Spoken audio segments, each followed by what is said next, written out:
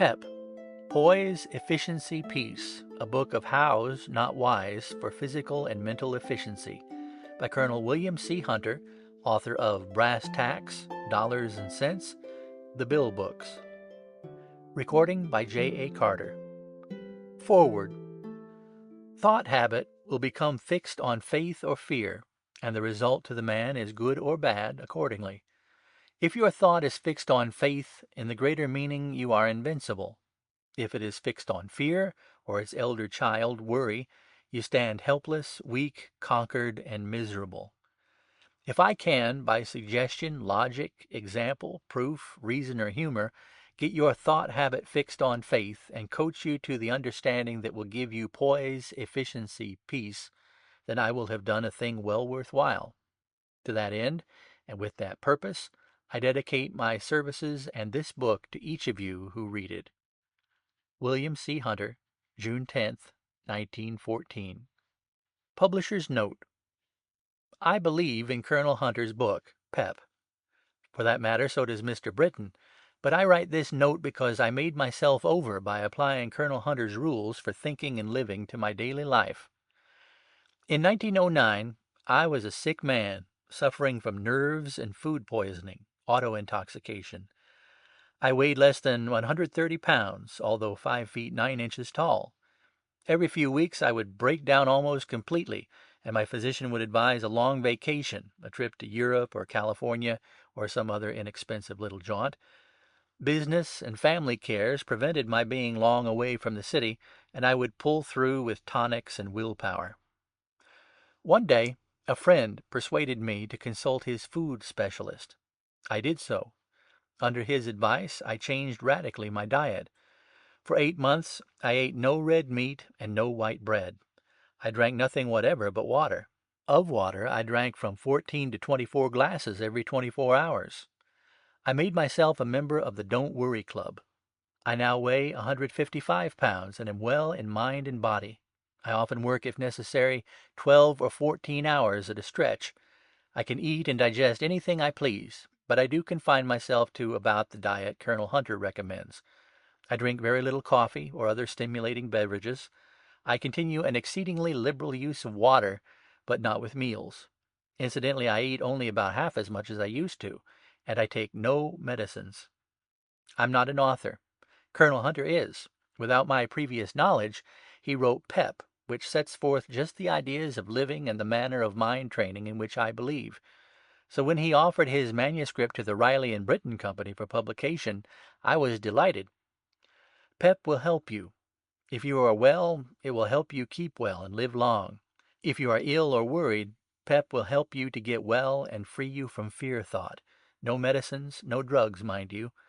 If you will apply the principles of thinking and living set forth in PEP, you will be happier, healthier, and more efficient. Again, I believe in PEP. Frank Kennicott Riley. Chapter 1. PEP means Poise, Efficiency, Peace. This message is one of joy, hope, health, optimism, and good cheer. The way to serene, happy, healthful, contented life is simple, sure, and practical, and I promise that the reading of this book will help you. Follow the suggestions, and this will mark a day of destiny in your life. I shall counsel you and not preach to you. I shall be reasonable and considerate and altogether practical, for I speak from experience, not hearsay. I've been through the mill. I've had to do with worry, blues, nervousness, fear, dread, and insomnia. I've been in the darkest recesses of Shadowland, and yet I've found the way to cinch up my mental and physical equipment and come into my natural heritage. Now the red blood courses through my veins, my eyes are bright, digestion good, joy is in my heart, and song is on my lips. I have an abundance of PEP, which expressive little word stands for poise, pluck, peace, power, punch, patience, purpose, so far as P's are concerned. And PEP likewise means efficiency, enthusiasm, endurance, example, and experience. PEP is the foe of worry and the friend of happiness. And the ways and means to get PEP I am going to explain to you so that you may have it too. We will spend a little while sizing up things together so we may understand our problems and get acquainted with each other. When I have diagnosed conditions a bit, and you find I have hit the mark, then you will have confidence. To put you at ease and free you from apprehension, I will say that our travels together will be pleasant, buoyant, and optimistic. The rules, methods, and plans will be comfortable. You will not have to be a martyr or play at heroics. There will be no starving, no freak diet rules, no strange fads, and no strenuous duties. PEP is rational, simple common sense. Mental torture and strain offsets any physical gain when the methods employed are strenuous, heroic, or extreme. Most systems of mental and physical training are extreme, faddish, and theoretical, and they soon prove discouraging. We will deal with common sense, practical, rational methods which will be in marked contrast to the involved, technical, theoretical, irrational systems of which there are so many. We shall enjoy our travels and acquaintance with each other, and I am sure you will not feel that you are taking treatment or obeying onerous discipline. We shall work with smiles all around us, and shall not heave sighs or waste time making wishes. Confidence must be yours. I shall require faith on your part when we go beyond the horizon you are familiar with. If health and happiness were the estate of the majority, there would be no call for this book. But health is scarce and happiness most rare because of the demands and the conventions of business and social life. We are keyed up. We must slacken up a bit and lower the tension. Here's a mental picture for you. Time, never so valuable as now, coupled with ambition as a goad, is driving man to faster movement. Man is becoming a master mental dynamo, running at high voltage nerve pressure at terrific speed, accomplishing Herculean tasks, never stopping until nature, provoked by the presumption of her liberality and insulted by the demands made of her, says stop. And then the man who has neglected care of himself and has refused good counsel wakes up to the fact that he has spent his health getting wealth, and he thereafter spends his wealth getting, or trying to get back, his health. Today the world looks to the future with fear and uncertainty because civilization is becoming complex, requirements of man more grasping. The great multitude is wrestling with mammoth problems of labor, prohibition, taxes, cost of living, morality, white slavery, neurasthenia, worry, and the task of providing for a rainy day. On top of this, the selfish purpose of nearly every man is to build a monumental fortune. The cry is ever on, on, on. The rhythm caused by the intoxication of man's mental carburetor pulsates the words go, go, go. On life's great highway we see the wreckage, and as the crowd presses forward, we watch the faltering ones dropping out of the race through sheer exhaustion. And so I believe a prophylactic against tired brains and bodies is timely, and this book will try to be that prophylactic. To help my brother to get back his pep, and to help my brother who has the pep to retain it, is the purpose of this book. To you who have thrown up the sponge, here is hope and promise that you can and will come back to your former strength of mind and body. And to you who are just commencing to feel groggy from the punches you have received, we call time, and will try to keep you in the game by a simple system of training your body and your mind. Yes, I've been through the mill, and I have tested plans, isms, cults, practices, philosophies, and after much elimination I have some rational rules and suggestions that will conserve the pep of those who have it, and bring back the pep to those who have lost it. I have a comb pile, mountain high, of theories which were thrown aside, and to save you time and investigation, I will give you the net result of the panning out, in the form of golden truth. This book is to deal in the hows and not the whys. I take it you care to know how to get pep, rather than to know why you lost it. Chapter 2. Read about one chapter or so of this book each day. This is to establish sustained interest and fix the habit of right thinking, for right thinking is the great secret that will bring you great benefits. You are to receive the legacy of health and happiness, and I am co-administrator in the distribution of the legacy. There are 3 clauses or conditions as legatee which you must observe and agree to, before you can receive your estate. I am sure the magnitude of the benefits you are to receive will cause you to play the game fairly and in proper form. First, each night, after you have undressed and prepared to retire alone in your room free from disturbance. Sit down in an easy, comfortable chair. Relax your mind and body while in absolute silence for 5 or 10 minutes. You prepare yourself to receive the suggestions. Remain until all is quiet, very, very quiet. Second, now, read 1 or 2 chapters of this book carefully, slowly, earnestly, and sincerely. Get the matter you are reading in your mind and nothing else.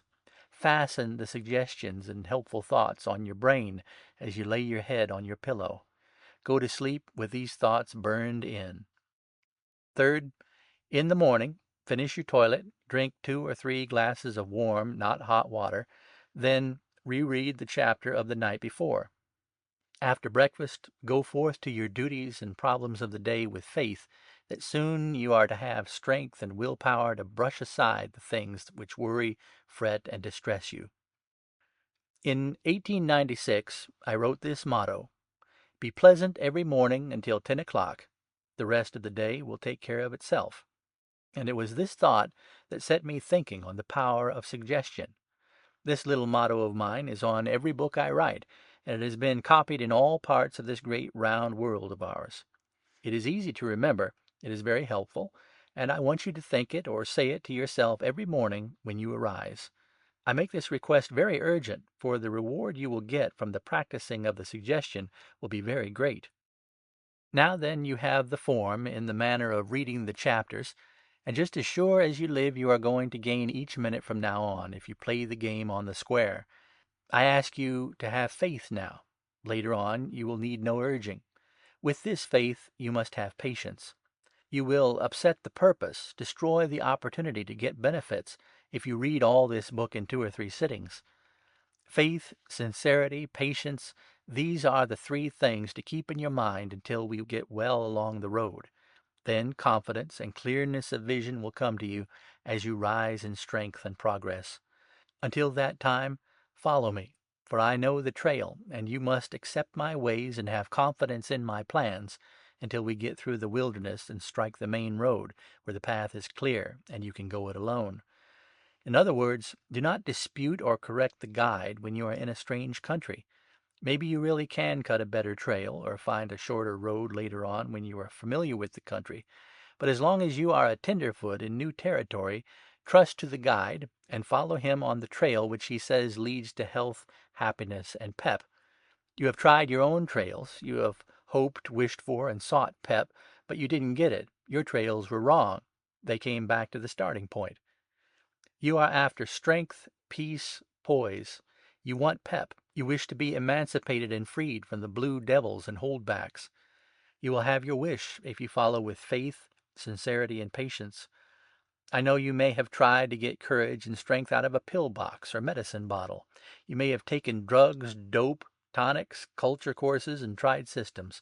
You may have read heavy books on mental training. You may have tried many fads, fancies, and treatments. And because you didn't get pep, you may doubt these very promises you are now reading.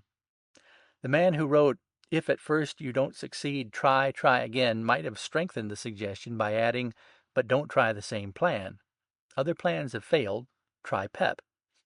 You will listen to cold reason, I am sure. Our plan has no apparatus, isms, freak beliefs, and no drugs. You can't lose. You may win. If you do not realize your object, it hasn't cost you anything. If you get what you are after, you will have been well repaid. There you are. You can't lose. You may win. Are you with us? This is not a literary effort or a technical book. It is far from classic. It is homely English that tells its message in sure language, if not beautiful language. But it is as sincere, as honest, as truthful as the most sacred honor and profoundest appreciation of responsibility can make it. I want to help my fellow men. There is no better purpose, no greater ambition I know of. Doing something for somebody is the quickest way I know to plant, raise, and harvest a crop of happiness. To help you is good, and to know that this help you get will cause you to help others is much better. You see, there are ambitions higher than crowns and rewards greater than dollars. Every man or woman who reads this book and receives help from the reading is raising the world's average just so much, and to be a factor in such an uplift is reward plus. Now that we understand each other, let us square away and go to it. Chapter 3. As I will explain particularly later on, the willpower controls the mind masters the nerves boss the muscles drive the organs, and the whole human machine goes along merrily as nature intended it to. But when the clouds keep the sunshine out of the thinking department, and when the physical habits hamper the digestion or the functions of any of the organs, then we have congestion. And the good old doctors tell us that sickness or disease is the result of congestion. So it is that congestion of the mind, like sand in the gearbox, prevents the smooth rhythm of nature's forces, and we suffer from results caused by improper working of our God-given powers, mental and physical. It's a science worthwhile that tells us how to think, how to act, and how to live, so that we shall have happiness, strength, and efficiency. The big books in the library deal on the science of life and living, of thought and thinking. They emphasize the word efficiency. But our little everyday standby word, pep, seems to carry a meaning that better answers my purpose. Pep, I want you to understand, is efficiency plus peace and poise. Science takes certain truths as a basis, and with a delicate probe of theory searches the unknown. Finally, experience and truth and results touched by theory prove the hypothesis to be true or false. If man had always kept within the realm of the known, the story of the stars, the present perfection in fruit raising, and the great inventions of today would be unknown. Theory paves the way to truth. It is a fine adjunct to experiment. But so much truth has been found in the study of mind and body efficiency, and life is so short, that we in this book will content ourselves with applying the truth for our own benefit. We will leave the theories to our highbrow brothers in the psychological laboratories of the great colleges, where, with an atmosphere of great dignity, and with silver whiskers to add to that dignity, these great men may theorize and write for the masters, exploiting their theories and spreading hypotheses. And all speed to them. While they talk to the masters about theory, we will talk to the masses about truth. So we each have our place, and each have our field. We are after the whip-handle end of things, that we may control our acts, thoughts, destinies, and be masters instead of slaves. We are acute in our unrest and worries. The original man-animal had no worry, for he had no thinking brains. Civilization and convention have brought about an almost universal tendency to worry, and some new system of training, some new operations of commerce, some new ideals of life will have to be established. Worry weakens willpower, saps nerve power, unsteadies thought power, dissipates concentration, and causes a man to lose his pep. We are going to have many experiences with worry, and we are going to follow rules, suggestions, and methods which will give us grit and grip, which, you see, is still another way to spell pep. Whether the mind or body suffers first, both finally suffer when worry is present, because there is an inseparable affinity between mind and body. Disease is the effect of a cause. Remove the cause, and the effect disappears. The cause of most diseases is traced to wrong thought or imagination. We will try to get at some of these causes with simple bread-and-butter truths, rather than with a lot of technical scientific frosted cake. Without many whys, we will get busy with worry and recognize it as a great enemy which we shall not be able to kill. This Goliath cannot be laid low with a pebble, like that David of old shot from his sling, but we can tie him down and place him where he can't hurt us. Worry isn't a real thing. It's an imaginary demon which looks real if we are scared. Worry is an ogre, appalling influence. Worry is the disease of the age. Worry is a dragon, a stinkpot, a false face that scares people who are weak. Courage, faith, and pep are the armor, shield, and sword that makes the strong man invincible to this great make-believe, born in darkness and existing in imagination. Gird on your armor, then, stand forth, and say, I am not afraid. Even as you take this step, worry starts to back into its cave of darkness. Chapter 4. We will wrestle with problems one by one as we travel along together. We will not classify the subjects or try to make a system or establish a science or cult. In this book we take things as they come, and that's a pretty good plan to adopt in your business and home affairs. It will help you get along much faster. I have written these chapters in the midst of a busy life, and in a sort of catch-as-can manner, jotting a few lines down today and some more tomorrow. The one trouble that faces us most is the worry problem, for it is apparent to so many of the petty troubles. Worry is peculiar to the human animal because the human animal is the only animal which thinks, and the human being gets his thoughts twisted, misplaced, and clouded until he thinks worry is real, when in truth worry is only imagination. Our thoughts are like the tides of the sea, which ebb and flow in never stopping rhythm. Our thoughts rise on a high tide of buoyancy and joy, to be followed by the reflex action or low tide, and to keep your poise during the low tide is a manner of fine strategy. Worry is the negative or opposite to the positive peace. If we are sensitive to worry, it will harm us. If we are sensible about worry, it cannot harm us. The best way to be effectually sensible about worry is to learn to make ourselves insensible to it. You cannot kill worry by blows or fighting it directly. You cannot rid yourself of worry by simply saying, "I will not worry." The weapons to fight worry with are substitution, strategy, and elimination. Worry is eliminated by substitution of confidence thought. We can only think one thing at a time, and if we think faith or courage or joy or peace, we cannot think worry thoughts at the same time. Remember this point well. I say you cannot think two things at the same time, but later on I will show you how you can do several things at the same time. There is much difference between thinking and doing. Chapter 5.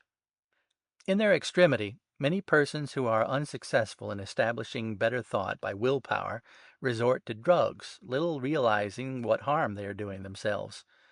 Morphine doesn't cure pain, it simply deadens sensibility to pain for the time being. Strychnia and other deadly poisons in diluted pill or tablet form will quicken the pulse and give a feeling of exhilaration or buoyancy for the time being, but at terrific cost to your physical body. Dope deadens the nerves to pain or intoxicates the imagination, causing the mind to paint false pictures. Every grain of poison you take lessens your resistance. Shun drugs, pills, or tonics. No good can come of them. Drugs cannot better your mind or physical condition. Nature has tonics which you will learn of later, but bear in mind neither drugs nor words can cure you of any trouble that comes from inefficient mind control, lack of power to think, or weakness of will. The cure must be made by your own self, through your own mind, and by your own willpower. I am simply the purveyor of truth, the assistant, the counsel, the preceptor. The fact is that the responsibility is upon you. I will help you to reason, will try to convince and show you the way, but you must accept, follow, and practice. The base on which we rest our argument is that no two objects can occupy the same space at the same time. When worry occupies our thoughts, all good thought is shut out. When happiness is in possession, worry is out. Worry and fear thought will keep you at high pressure and cause you to go to extremes in mental activity. With faith thought, confidence, and poise in possession of your thinking apparatus, you can slow down and conserve your energies. Excitement or stress of emergency runs up your nerve voltage, and at such times you must pull yourself together and establish calmness and poise and slow down your governor. Regularity in your habits, avoidance of extremes, must be your rule, and this will bring you to a sereneness and an ability clearly, rationally, and sensibly to solve problems and overcome obstacles. So long as you live, you will face problems. It is the nature of things and the purpose of the great plan to bring out strong individuals. With poise and calmness, you can successfully combat all the problems which confront you, for nature has given every man the equipment to assume the responsibilities he faces in life. In your relation to the things of this world, all your problems divide themselves into two classes, one consisting of the things you can control, the other the things you cannot control.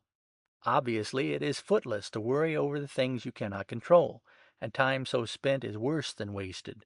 The things you can control may look to be beyond your power at present, but as you go along with us, you will gradually find yourselves measuring up to greater ability and power, and obstacles will diminish in size as your strength increases. So, go to bed tonight with the firmly fixed thought that worry is a mental condition, that it is unreal, and cannot hurt you if you are unafraid. Worry may make horrible pictures in your dreams. Your problems will be distorted and magnified, but just keep a stiff backbone and a stiff jawbone and say, I am unafraid. Do this, and even tonight you will sleep better, and surely tomorrow you will have more confidence. Chapter 6. Here are many things in concrete form, the details and the hows of which we will consider later on. Absorb as many of the suggestions as you can right now, and you will gain rapidly in your stock of pep. Be calm and serene. Drink more water, more buttermilk, less coffee and tea. Take more rest, sleep more, eat less. Eat more cereals, more dry toast, and less red meat. Chew your food thoroughly. Eat slowly. Avoid fancy foods, condiments, and highly seasoned desserts. Slow down your speed. Spend more time out of doors. Sleep with your windows wide open, winter or summer. Relax. Think faith and uplift thought. This is a pretty big bunch of rules. Follow as many of them as you possibly can. Accept the suggestions because of your faith in the guide, and upon my promise that proof of the efficacy of these suggestions will be abundant as you progress. As we shall soon clearly see, nothing comes out of our brain in thought that was not first planted in our brain. We are in mind and body what we feed upon mentally and materially. You must eliminate, so far as you possibly can, all fear and worry thought, and feed your brain on faith and joy thought. If you keep feeding on pleasant, dominant, courageous, helpful, upbuilding thought, this mental food will be digested and you will realize great benefits. Patience here again is the word, for you may not notice instant gain in your mental strength any more than you recognize quick results in physical strength following a substantial meal. Think good, see good, hear good, mix with good, and have patience. You cannot cut down a tree with one stroke of an axe. Figuratively, we have locked arms, clasped hands, looked into each other's eyes, felt each other's hearts, and given each other our confidence. I want you to feel that these thoughts are personal, human, and not mere printed words. I want you to feel there is a joyous, helpful camaraderie between us as we go along, finding sunshine and health and spreading joy into Shadowland. We are helping ourselves, and we are helping others who need us. Truth and evidence shall be our basis, and we must be wide awake, alert, and receptive. We will forget how often we fell asleep over those heavy old scientific books, written by thin-blooded men who have never been in the fray, men who have never felt as you and I have felt. Those men write theory. We are practicing truth. The housewife doesn't care for tables and tests, information about yeast ferments, heat units, bacilli culture. She wants to know how much flour, water, salt, yeast, heat, and time to use, and in what proportion, so that she may bake bread. You do not care for a glossary of words or an array of scientific terms, or pictures of neurons, ganglia, nerve centers, etc., etc., ad nauseum. We will have to do with the practical ways by which you may substitute sereneness for worry, smiles for frowns, joys for sorrows, health for illness, strength for weakness, courage for fear, hope for despair, love for hate, kindness for cruelty, gentleness for roughness, friendship for enmity, charity for selfishness. Chapter 7. We are planting seeds and learning about the weeds which kill the flowers, so that we may destroy the weeds. Henceforth, when opportunity offers, and when you can make opportunity, think about the flowers and the beauty and the good things of life. It will be harder to point your compass aright and steer true to this course now than it will be later. I could have given you the definite rules to follow on 1 or 2 pages of this book, and very little good would have come to you. The parent could tell the child the 10 Commandments and the Golden Rule, and within those 11 rules and suggestions practically the great guides to morals and living could be found. The teacher could give the basic rules of arithmetic, reading, and writing, and the pupil would have the basis for a life's work. But good, so far as it has to do with the shaping of our lives, our morals, or our educations, must be brought out by sustained and continued application and attention. Don't you see, then, why it is better for you and me to travel slowly along, rather than to have me tell you the story in a few words? Can't you see how it will benefit you if you keep this book ever near you after you have finished it in the form laid out? By reading a chapter or so every day in the manner suggested, you are going to fasten habit until it is firmly fixed, and your good thought will work automatically. Again, I ask patience, for clouds will come to you, despair will creep in, but each day, if patience and persistence is your rule, you are weakening the enemies to your sereneness. The shipbuilding yard looks like a gigantic jackstraw puzzle.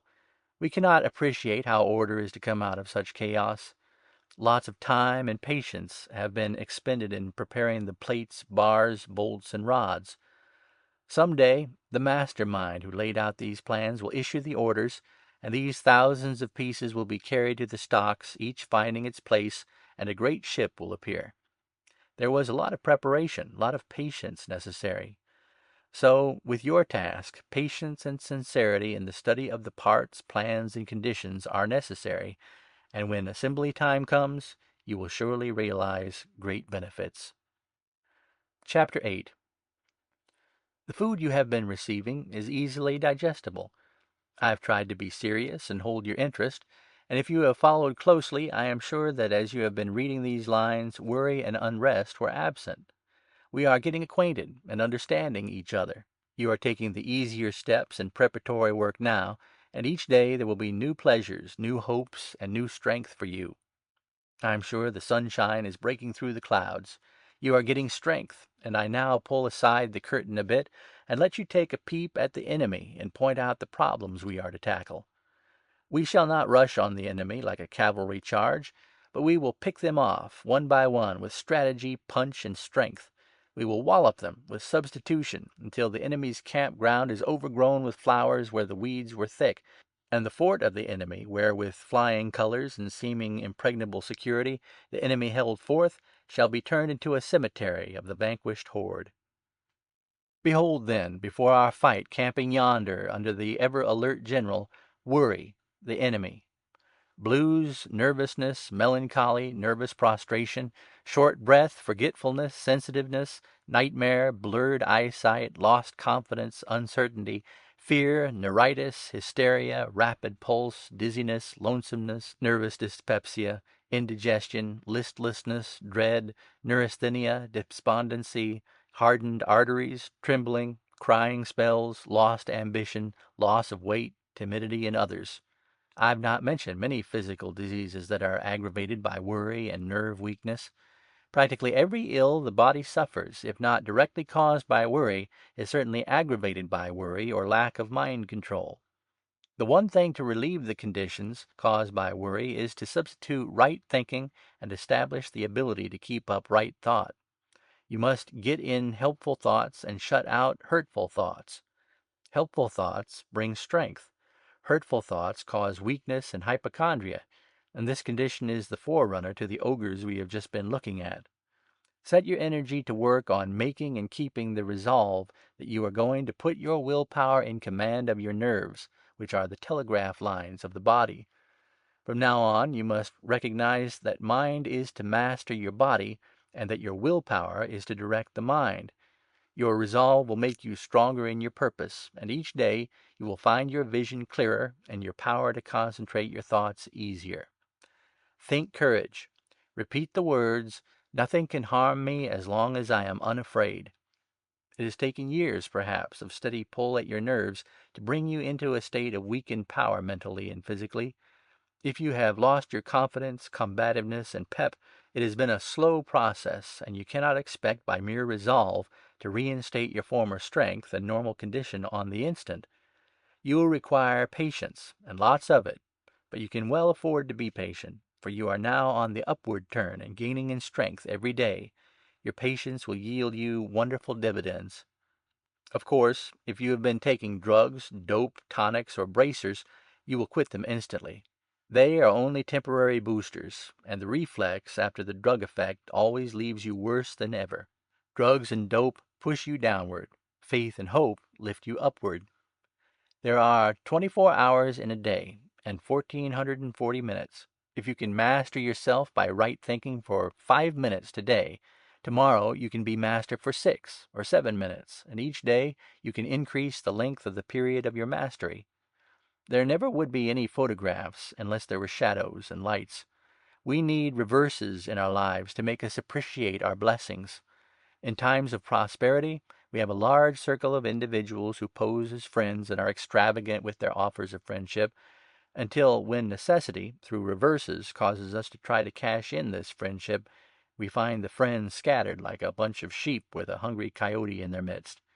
Your need should be your inventory time, for then you can make a little memorandum book of who is who when you need a friend. Do not presume upon friends to help you. They serve their purpose temporarily to bridge you over difficulties. Friends can help you by their good cheer and counsel, by their help and suggestions, but the real help is within you, and to get pep it is necessary that you make the fight alone. I am acting as a friendly architect, drawing plans for you who are to do the building. Having furnished the specifications and drawings, my principal part of the work is ended, and the responsibility for the structure is up to you. I shall come around often and watch your progress, and I shall be with you in thought and good wishes, and with words of cheer which will help you to sing as you work. Chapter 9.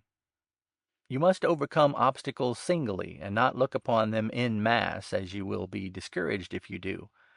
Take one thing at a time, dispose of it, tackle the next thing, and so on.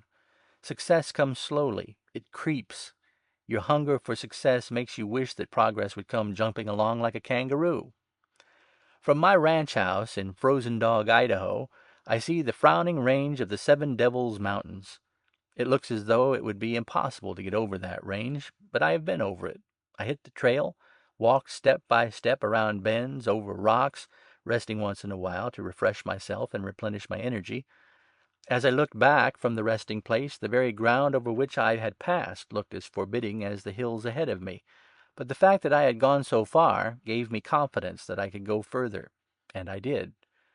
Your problems are like those hills. Keep on your way, rise slowly, surely, and go forward, no matter how slowly you go, just so you are moving in the right direction. Let a song be on your lips and happiness in your heart, and the journey will be easier. The troubles you have had in the past are greater than any troubles you will have in the future. The things you expected to floor you in the past did not happen. You may be hemmed in now, and the walls around you may look impassable, but keep your head up and keep climbing. Your loved ones are watching your progress. Their warm hearts respond to your joy and sympathize with you. And if you give them hand clasps of cheer and words of courage, you will help them, and more certainly help yourself. If you cannot be sincere in speaking or acting courage and cheer, act these things anyway. Your happiness may be forced, your smile may be make-believe, your example may be posing. Be it so. Keep on the acting. It will help those you love, and finally, sincerity will mix with your insincerity, and the good impulses will be real and natural. The old man said, "Most of my worries have been about things which never happened."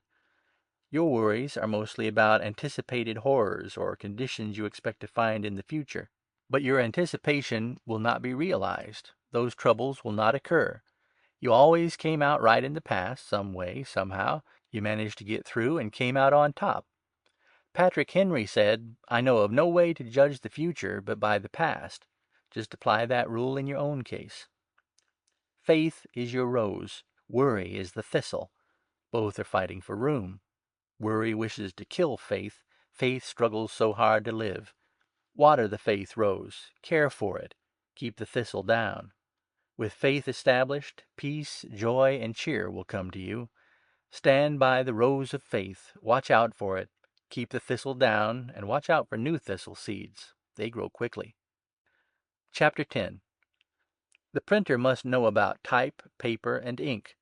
The carpenter must know about the hammer, saw, and plane. The preacher must know his Bible, prayer books, and hymns. So, in order to get the good out of you, you must know about the things which are in you and the tools you have to work with. The principal tool is the brain. The brain is the thought factory and the dynamo which gives impulse to the nerves. The nerves are the overseers or taskmasters of the muscles. It would take a whole library alone to tell in detail about the brain. to show proofs and diagrams necessary to give the ordinary layman a complete understanding of the brain. But I am not to be technical, and you have agreed to have faith and believe the things I tell you. And really, it doesn't matter very much whether I tell you the full truth or not, so long as you get the results you are after. Plant corn in May, cultivate the ground carefully, and in the fall each kernel will produce hundreds of kernels. That is truth, and it is not necessary to go into scientific terms or give botanical explanation of the process of growing. It is sufficient to know that by doing what you are told, the result you are after is sure to follow.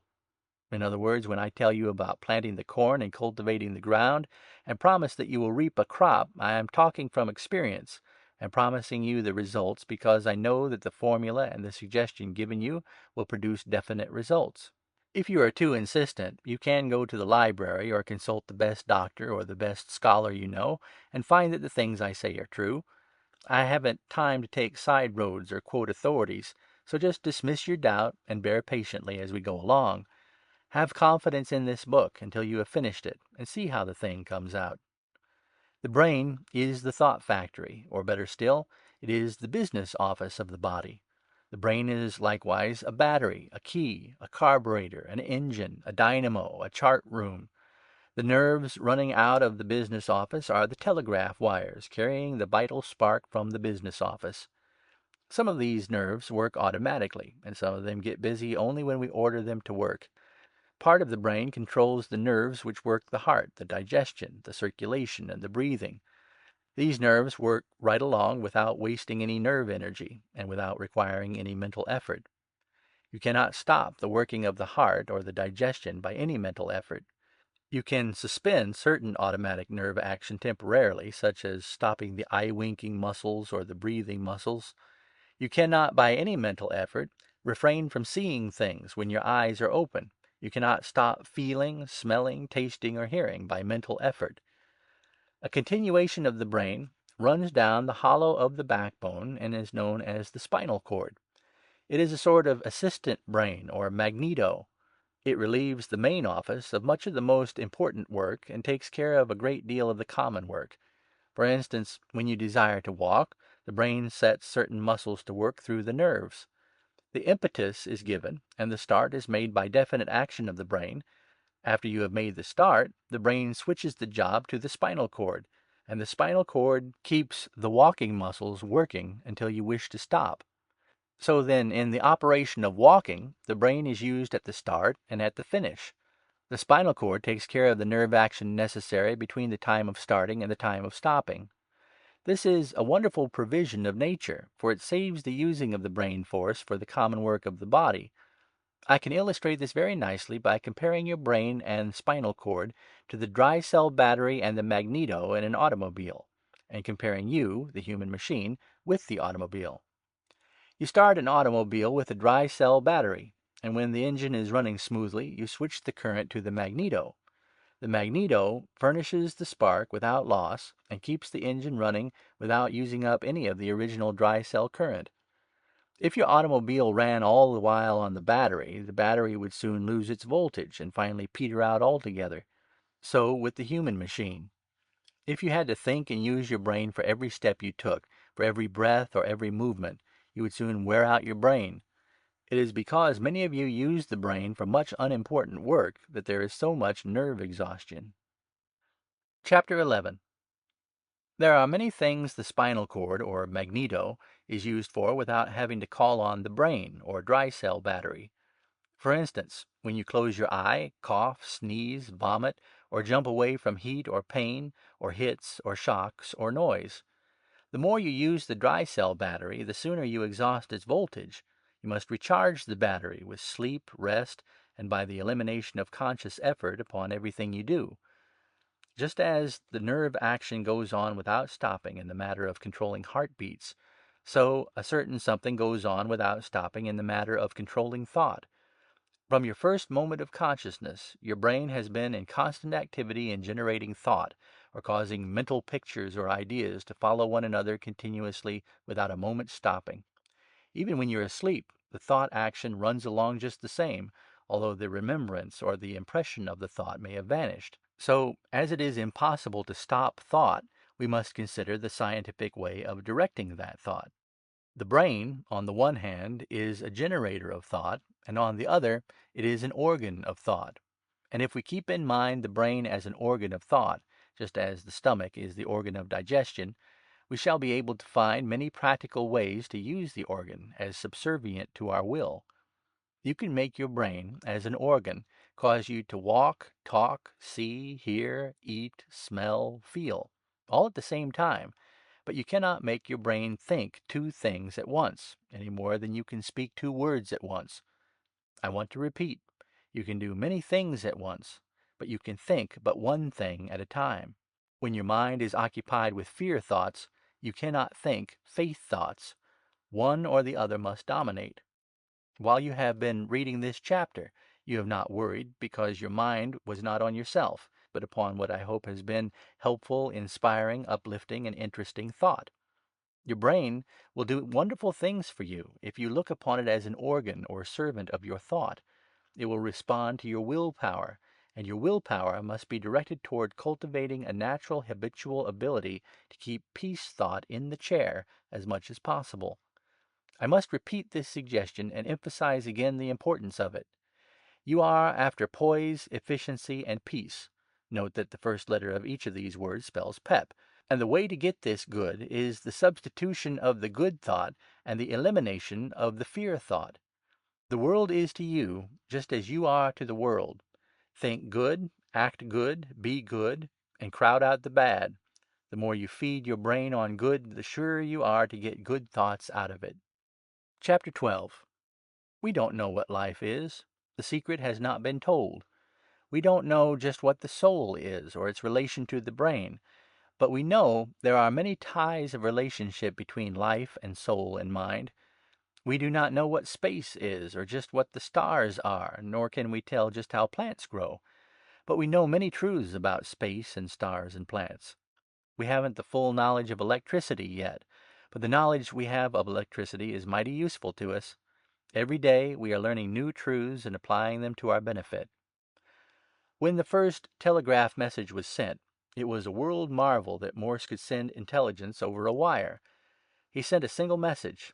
It was a reverent message, and a high tribute to the faith of the inventor of the telegraph. The message was, "What hath God wrought?" Now, we have improved on the telegraph. The average person doesn't know, perhaps, that we have a multiplex instrument that will send several messages over the same wire at the same time. And not only this, some of these messages may be sent one way and some another simultaneously. Think of that. Two messages going east and two going west at the same time on the same wire without getting mixed. The brain uses the nerves very much like the multiplex instrument, as we have shown in the previous chapter, because it will make us do a great many things at the same time. But when it comes to thought, there can be but one thought at a time.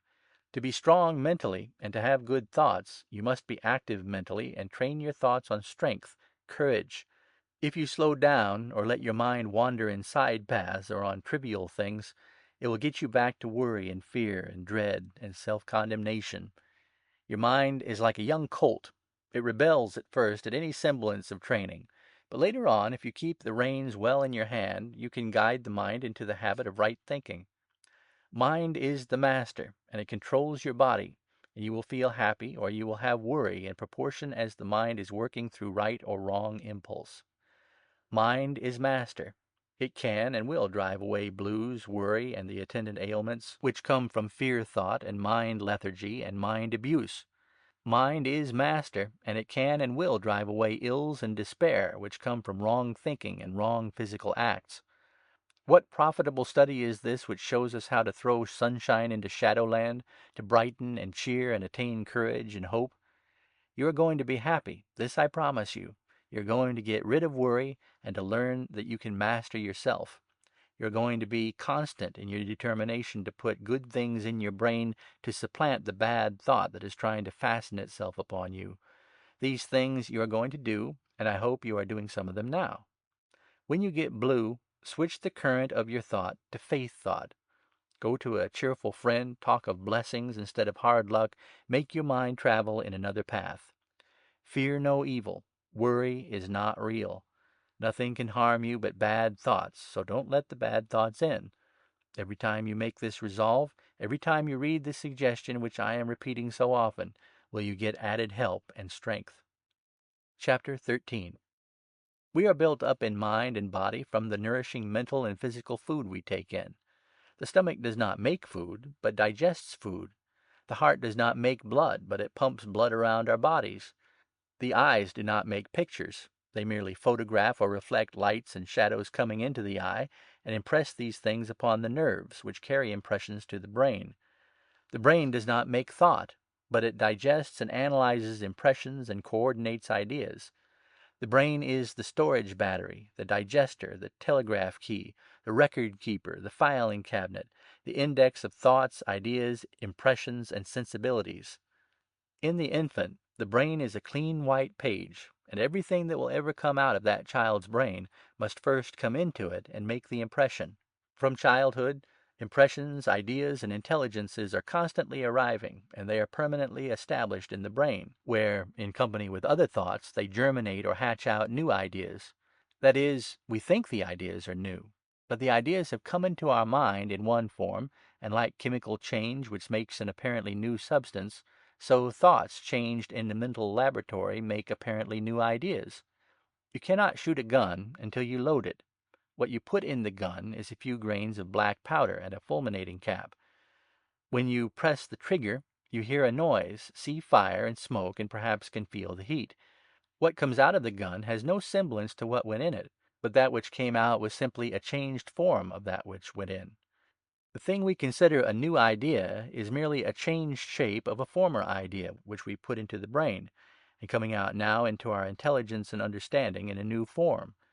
Through our senses of seeing, feeling, hearing, etc., we are constantly receiving impressions which are carried to our brain, where they associate, intertwine, and amalgamate to come out ofttimes seemingly as new-born ideas from our brain. In concrete, I want you to remember particularly this: nothing comes out of the brain but what went in first. You cannot draw out good thoughts if you feed your brain on bad thoughts. Your brain is a garden in which there are roses and weeds struggling for possession. If you let the roses get the worst of it, the weeds will quickly thrive. You must put in good thoughts and nourish those good thoughts, and be vigilant in eliminating the bad thoughts from your mental garden. Whenever a bad thought comes, or when worry surrounds you, set your willpower at work, and if necessary, force yourself to think helpful thoughts. Say, "I am not afraid. I shall not worry, because worry is unreal, a make-believe. I shall not even think of the word worry." You are free. You have your place in the world. You are master of your thoughts.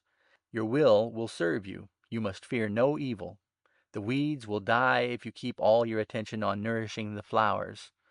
Since you have been traveling with me in this book, and have had alternate periods of buoyancy and reflexes of blues, you must not take this as discouragement. Every day you think and act and follow the suggestions in this book, you are putting happiness checks in your reserve bank. I do not want to touch the heartstrings, or write weepy lines or quivering words to show my sympathy, for my message is cheer, joy, and smiles. I have these blessings, and I have promised that you shall have them too. When the atmosphere gets blue, and you feel miserable, don't give way to your feelings, but get out your mental brush and dip it in the paint pot of courage, and with the rosy paint blot out the blue spots. You're all right. Cheer up. The very fact that you are alive is a great thing. I know of a woman who had 6 children. She had rheumatism and St. Vitus dance at the same time. She had no money, no friends, but somehow or other she had pep and grit, and she came out all right, and I understand occasionally she has pie for breakfast, so I guess you needn't worry. You will never improve your game of billiards if you play with inferiors. You will never improve your optimism if you chastise yourself by comparing your weak points with the strong points of others. Instead of suffering by being envious of others who have more material things than you have, you should get satisfaction and comfort in looking at the greater miseries and sorrows of others less fortunate than you, and that will help you toward contentment. Chapter 14. I hope you are keeping faith and sincerely trying to hold your thoughts in proper channels. This chapter is a chapter of promise, good cheer, and concrete suggestion. Have you spoken a kind word today? Have you done a kind deed or performed an act worthwhile? I'm going to put down your answer as yes, and then say, aren't you happy because of your acts? While you were thinking of others, it took your mind off yourself. You know that your troubles are largely due to the fact that you have given yourself too much importance and used too much of your thought for your own selfish purpose. In proportion as you cultivate the ability to drop this selfishness in the matter of thought, you will be able to free yourself from the tangles of worry. You must think of others. You must consider them. You must do things for them. You must get yourself out of yourself, or you will be narrow, uncharitable, envious, and miserable. And the longer these conditions exist, the harder it will be to change your makeup. Think of your blessings, of the needs of others, of the opportunities to help them, and cut out envy. Slow down. Cultivate calmness. Do not push. Haste makes double work. Eliminate unnecessary moves. Avoid excitement so that your heart will work normally. I promise you great happiness and joy if you will follow these suggestions and do the things not simply from duty, but with enthusiasm, vim, and energy. As you go along, each day will be clearer. The clouds will pass as you grasp the sunshine truth. The ugly mental pictures will be replaced with pictures beautiful to look upon. Every day worry will be lessened, joy increased. I promise you happiness in your heart, song on your lips, smiles on your countenance, and an ecstasy for the very life privilege which perhaps you formerly thought was not worth the while. Is life worth living? Asks the pessimist. Well, I guess it is. It is grand. It is here for your enjoyment. The plan of things is right. The world is getting better, and you are going to help in the uplift. We must have some clouds and sorrows, even as a dog has fleas. Clouds are here for a purpose. A little darky was sitting on a curb, hitting his head with a stick. Asked why he did such a thing, he replied, "It feels so good when I stop." I understand those who live in the land of perpetual sunshine and uniform temperature get mighty tired of sameness. So, when the little annoyances come, consider them as trifles, and know that they come to you simply to accentuate the joys and pleasures you have. Here are a few capsules of optimism essence. Repeat these thoughts. Nothing can harm me but my thoughts, and I have control of my thoughts. I am going to look up, not down. I am here for a purpose. That purpose is to make the very best of conditions that exist. Sometimes I did not look at things rightly, but the world is right. I am to enjoy the blessing of life, and I am to help others to enjoy life too. Tomorrow morning, I am going to promise myself that I will be pleasant until 10 o'clock anyway. Chapter 15. I make a guess that today averaged better with you than yesterday, because I feel sure each day is one of progress and that you are gaining in the control of your willpower and in the betterment of your thought. With this confidence and belief, we will get down to our little study again and see some more interesting things about the powers and uses of the brain under control of the mind, remembering that the purpose of spending so much time on the brain is to establish the fundamental truth which I am trying to weave all through this book, that mind is the master of matter. As you are in thought, so is the world to you. Your whole circle of friends, your home, and everything with which you come in contact changes aspect with every change in your mood or view. If the weather be dark and gloomy, you will not feel as joyful or optimistic as you do when the sunshine comes. The mind is the keynote to your feelings and controls your functions and your organs and your general health. You are what you think you are, and I shall show by illustration how true this is. You may be sitting at the table ready to eat, and your appetite is very keen. Let someone tell you bad news or bring you a telegram announcing the illness or death of a dear one, and your appetite instantly vanishes.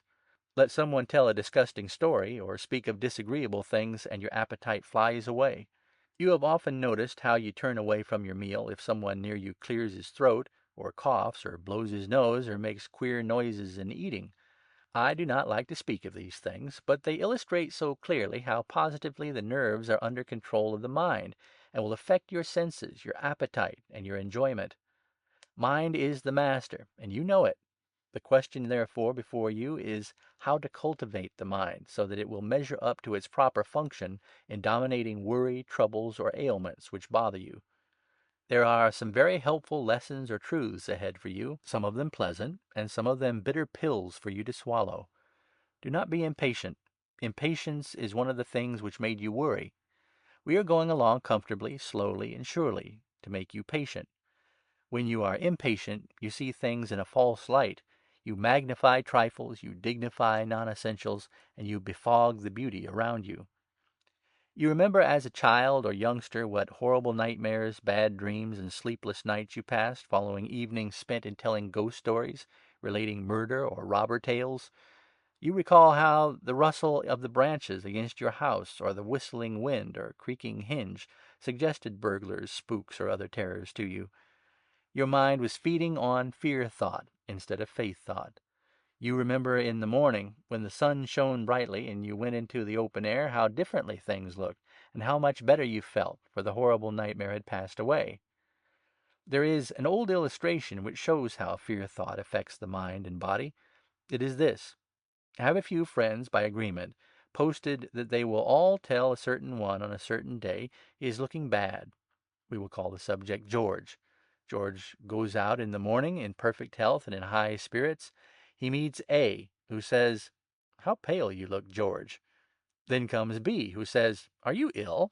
And so on.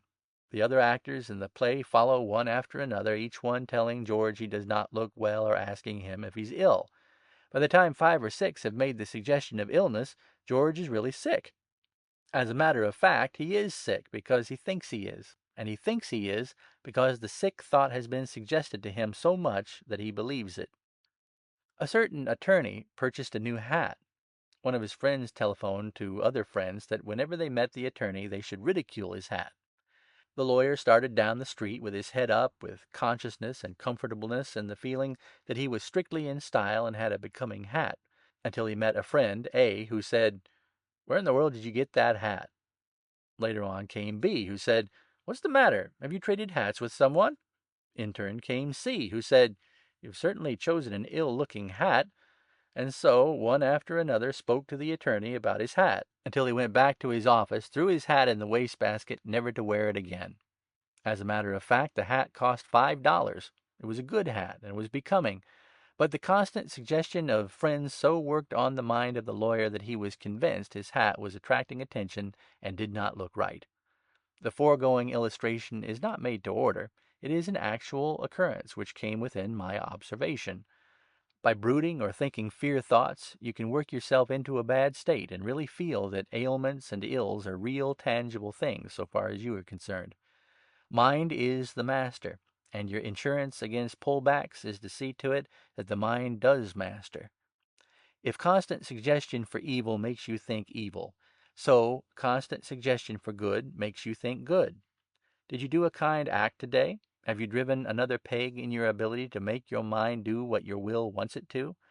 Are you feeling more strength and confidence as these suggestions are made to you? Chapter 16. For ages, the study of the mind and its control over matter has occupied the attention of the world's greatest thinkers and philosophers. Today there is a popular wave sweeping the country under the name of New Thought. The words "New Thought" seem to suggest that there is a modern discovery of truth, when, as a matter of fact, all the great truths that are being told by this so-called New Thought are simply old truths worked over again. This applies also to the essential truths of Christian Science. King David, Solomon, Plato, Socrates, Confucius, and the philosophers who lived centuries ago told the plain, helpful truths which today are being passed off as New Thought. During the Dark Ages, the people lived in a benighted state. They would not believe or absorb simple truth, and consequently mystery, superstition, charms, and fetishes were looked upon as the power to help, and the methods by which relief from illness could be had. As the world became enlightened, gradually the old truths became re-established. Now there are hundreds of isms, cults, religions, and sects which have within the past few years sprung into popularity, and the basis upon which these various beliefs or teachings are founded is the old glorious truths dressed up and passed off as something entirely new. But all philosophers, whether ancient or modern, agree that the mind controls the body, and through the nerves has intimate relation with its organs and functions. Every part of your body, including the brain, is made up of tiny cells, which are being built up and broken down every minute of your life. Every move you make, every thought you think, destroys certain cells, and wonderful nature, if unhampered in its operation, sees to it that repair for the waste is made. The brain is the organ of the mind, as I have pointed out, just as truly as the stomach is the food organ and the heart, lungs, are organs in their respective offices. The nerves are the connecting wires over which the mind sends its orders and receives the incoming messages from every part of the body. I will give you some more practical illustrations showing the control of mind over matter. If you see a person whistling or playing a flute or cornet, stand in front of the player and suck a lemon. The mere sight of this will make it impossible for the performer to play, because the suggestion of the lemon means puckering of lips, and the thought works on the nerves controlling the muscles which make the mouth pucker. You pass by an open door where sirloin steak and onions are being cooked, and the odor, through the sensory nerves of smell, telegraphs the hunger sensation to the brain, and a mental picture is formed, an appetite created, until your mouth waters, as the saying is. That it waters is not fancy, but a real physical fact, for the hunger desire kindled by the odor causes the brain to order the salivary glands to prepare digestive juices for the expected food, and your mouth feels the water or saliva coming from the base of the tongue where the salivary glands are located. When you receive a shock, your skin turns cold, and this may be followed with alternate sweats or chills. If you are nauseated or seasick, the mention of fat, pork, or olive oil will be sufficient to cause you to feed the fishes. I could give you countless illustrations like these, showing how false suggestion will generate fear, and how your feelings are directly the results of your thoughts. Again, I bring this thought to you, that the one thing to do when you are under stress of worry is to change your thoughts to something else. When you think depressing thought, get your mind on cheerful things. Talk to someone whose very presence calms you. Read humorous stories. Listen to cheerful music. Employ any means you can to change the train of your thought. Study how you may help someone. Think of a person who suffers more than you do, who would be helped by your word of sympathy and cheer. Go out among the flowers. Cut the lawn. Fix the rusty gate. Repair the door latch. Take a tempting dish to a sick friend. Talk to some aged person. Show interest in some lonely friend whom others neglect. Help your wife undress the babies, or tell stories to the babies while she's busy. There are hundreds of ways to occupy your mind with useful things when it commences to think useless, footless, hurtful things. If you keep your mind occupied with good stuff, the bad thoughts can't come in. Now for our little review of the day. Have you done a kind act or a good deed? Have you helped someone? I hope you have. But anyway, promise here and now, before you go to sleep, that when you awake you will keep in your thought that you are to do a good deed, a kind act, to speak a word of sympathy and good cheer, and tomorrow night you will have a sweet pleasure and happiness as you open this book, and I will feel it too. Let tomorrow be a special day in this resolve. I just feel you are ready to cash in a lot of happiness from my suggestion. So good night, sweet dreams to you, and don't forget your promise that tomorrow you are going to help someone. Chapter 17. We shall consider hypochondria, which is a frequent result of worry thought. Hypochondria is the state of imagining disease which does not exist, and sometimes it is the constant dwelling on a lesser ailment in the imagination that the ailment is a serious thing. As far back as Buddha's time, we learn that, quote, all that we are is the result of what we have thought, unquote.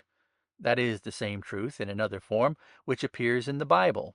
Quote, as a man thinketh in his heart, so is he, unquote.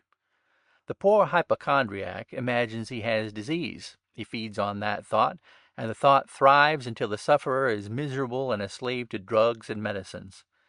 Every doctor knows that if all medicines were prohibited by law, people would get well. And as Dr. Oliver Wendell Holmes said, quote, very likely the people would live longer, unquote. The doctor knows the power of mind over matter, and personally he believes in it. But he cannot afford to express the truth in full to his patient, for the doctor commercializes mystery and benefits in proportion as he writes prescriptions. Nevertheless, the doctor, by suggestion, gets or tries to get the mental attitude of the patient right. The doctor comes in with his cheery countenance, his words of courage, suggestion of hope, evidence of sympathy, and promise of help. These are the things that help the patient more than the prescription. I do not decry or belittle the use of antiseptics or drugs for acute troubles or contagious diseases. I am speaking now of hypochondria, and trying to make it clear to you that you cannot get relief from hypochondria out of a bottle, but you can get it from mental suggestion. When the doctor treats the hypochondriac, it's not the medicine, but the faith in the medicine, faith in the doctor and the confidence in the doctor's promise that does the good. Hypochondria predisposes you to the very thing you fear. What you sow, you will reap. If you sow fear thoughts, you will reap fear. If you think you have disease, you will suffer as though you really had the disease. If you are in dread of catching cold, very likely you will often have colds. When you get the ability to dominate your mental self, you will not suffer through fear. The person who is always bundling up and fussing around with overshoes and scarves is the one who most frequently has colds. There is a close relationship between the fear of catching cold and the physical act of bundling up to prevent the cold. I have often been out in a boat all day with my feet wet. I have walked through mud, exposed myself to dampness, and been in the downpouring rain, and come home at night without catching a cold. I have seen others who seem to catch a cold if they walk out in the dew. I had no fear of cold. I did not catch cold. Last year the women wore high collars and fancy fluffs and things around their necks. This year the style is low necks, low neck dresses, like the simple old style our mothers knew. And so far as I can see and learn, there are less colds and throat troubles among the women this year than last. The women have learned that confidence and care will prevent colds. Chapter 18. Countless millions of little cells are the units which make our body, and just as one individual or one apple is liable to spoil others with which it comes in contact, so the bad cells of the body quickly exert bad influence. The blood is busy every minute of the day and night carrying off dead and broken down cells, and bringing new cells to take the places of the old ones. The blood comes from the food you take in. There are three kinds of food necessary to human life: air, water, and material substance. How important, therefore, it is that the air you breathe, the water you drink, and the food you eat shall be of the quality and quantity to bring the best results. Good food is impaired in its life-giving value if the mind is working improperly, because the food does not get the right secretions for its digestion. Some keen observer said that most Americans who had died had dug their graves with their teeth, and there is much truth in this statement. We all eat too much. We require about our own weight in food each month, or about 3% of our weight each day. I shall not impose upon you any rules of diet. Generally speaking, you should be able to eat what you like, but the one thing to keep in mind is that we all eat too much, and this imposes extra work on the digestive organs. It builds up fat, and the fat requires the building of a lot of extra veins that makes just so much more work for the heart. The human engine is very elastic in its power. It can do a prodigious amount of work, and nature has arranged that in such cases the human engine can consume large quantities of food and take care of it properly. The trouble with most men is that they keep their 100 horsepower boilers going to full capacity when the work required only calls for 15 horsepower energy. The matter of taste and savor nearly always prejudices us in favor of seasoned foods and sweet dishes. We eschew the very things we should chew. That is, we take pastry, soft, easily swallowed, pleasant-tasting food for our meals instead of roughage, and the roughage is necessary to keep the alimentary tract in good condition. Eat plainer foods. Frequently eat dry toast, but do not soften it with liquid food. Chew the toast thoroughly, for this causes the salivary glands to act and helps the digestive process. If you are thin and require fat, eat bacon in the morning, but do not have it fried to a crisp, for that means the fat, the very thing you're after, has been eliminated, and you're only taking in the least nourishing part of the bacon. Remember that eggs, milk, and whole wheat contain all the things necessary for the human body. Buttermilk is a splendid drink. Coffee, I won't say much about that, because I do not wish to raise a rumpus. I will meet you halfway with this proposition. Drink coffee for breakfast, buttermilk or sweet milk for the other two meals. Eat plenty of fruit, especially prunes and apples. In eating apples, do not commit the unpardonable crime against nature of peeling the apple before you eat it. The skin contains the phosphorus, the phosphates, and the real brain material of the apple. Remember, an apple a day keeps the doctor away. Try my way for a month of eating very much less than you have been eating. And it won't hurt you very much if you cut out the noonday meal altogether and take a good walk and eat an apple or two in place of your regular luncheon. Be regular in your meals. Avoid late night suppers. Do not eat meat over once a day, and preferably mutton or chicken. I do not count the bacon you eat for breakfast, but I refer to heavy meats and quantities. When you are in a healthy, normal condition and get plenty of exercise each day, you will not have to bother much about what you have to eat. Those who are run down and suffering from indigestion or dyspepsia should consult a doctor as to the proper diet. The object I have in writing this book is to get you normally right so that you can do pretty much as you like. I cannot give you any better or more truthful suggestion in the matter of food than these 3 rules. Eat less, eat slowly, eat plainer food. It goes without saying that the law of temperance applies here.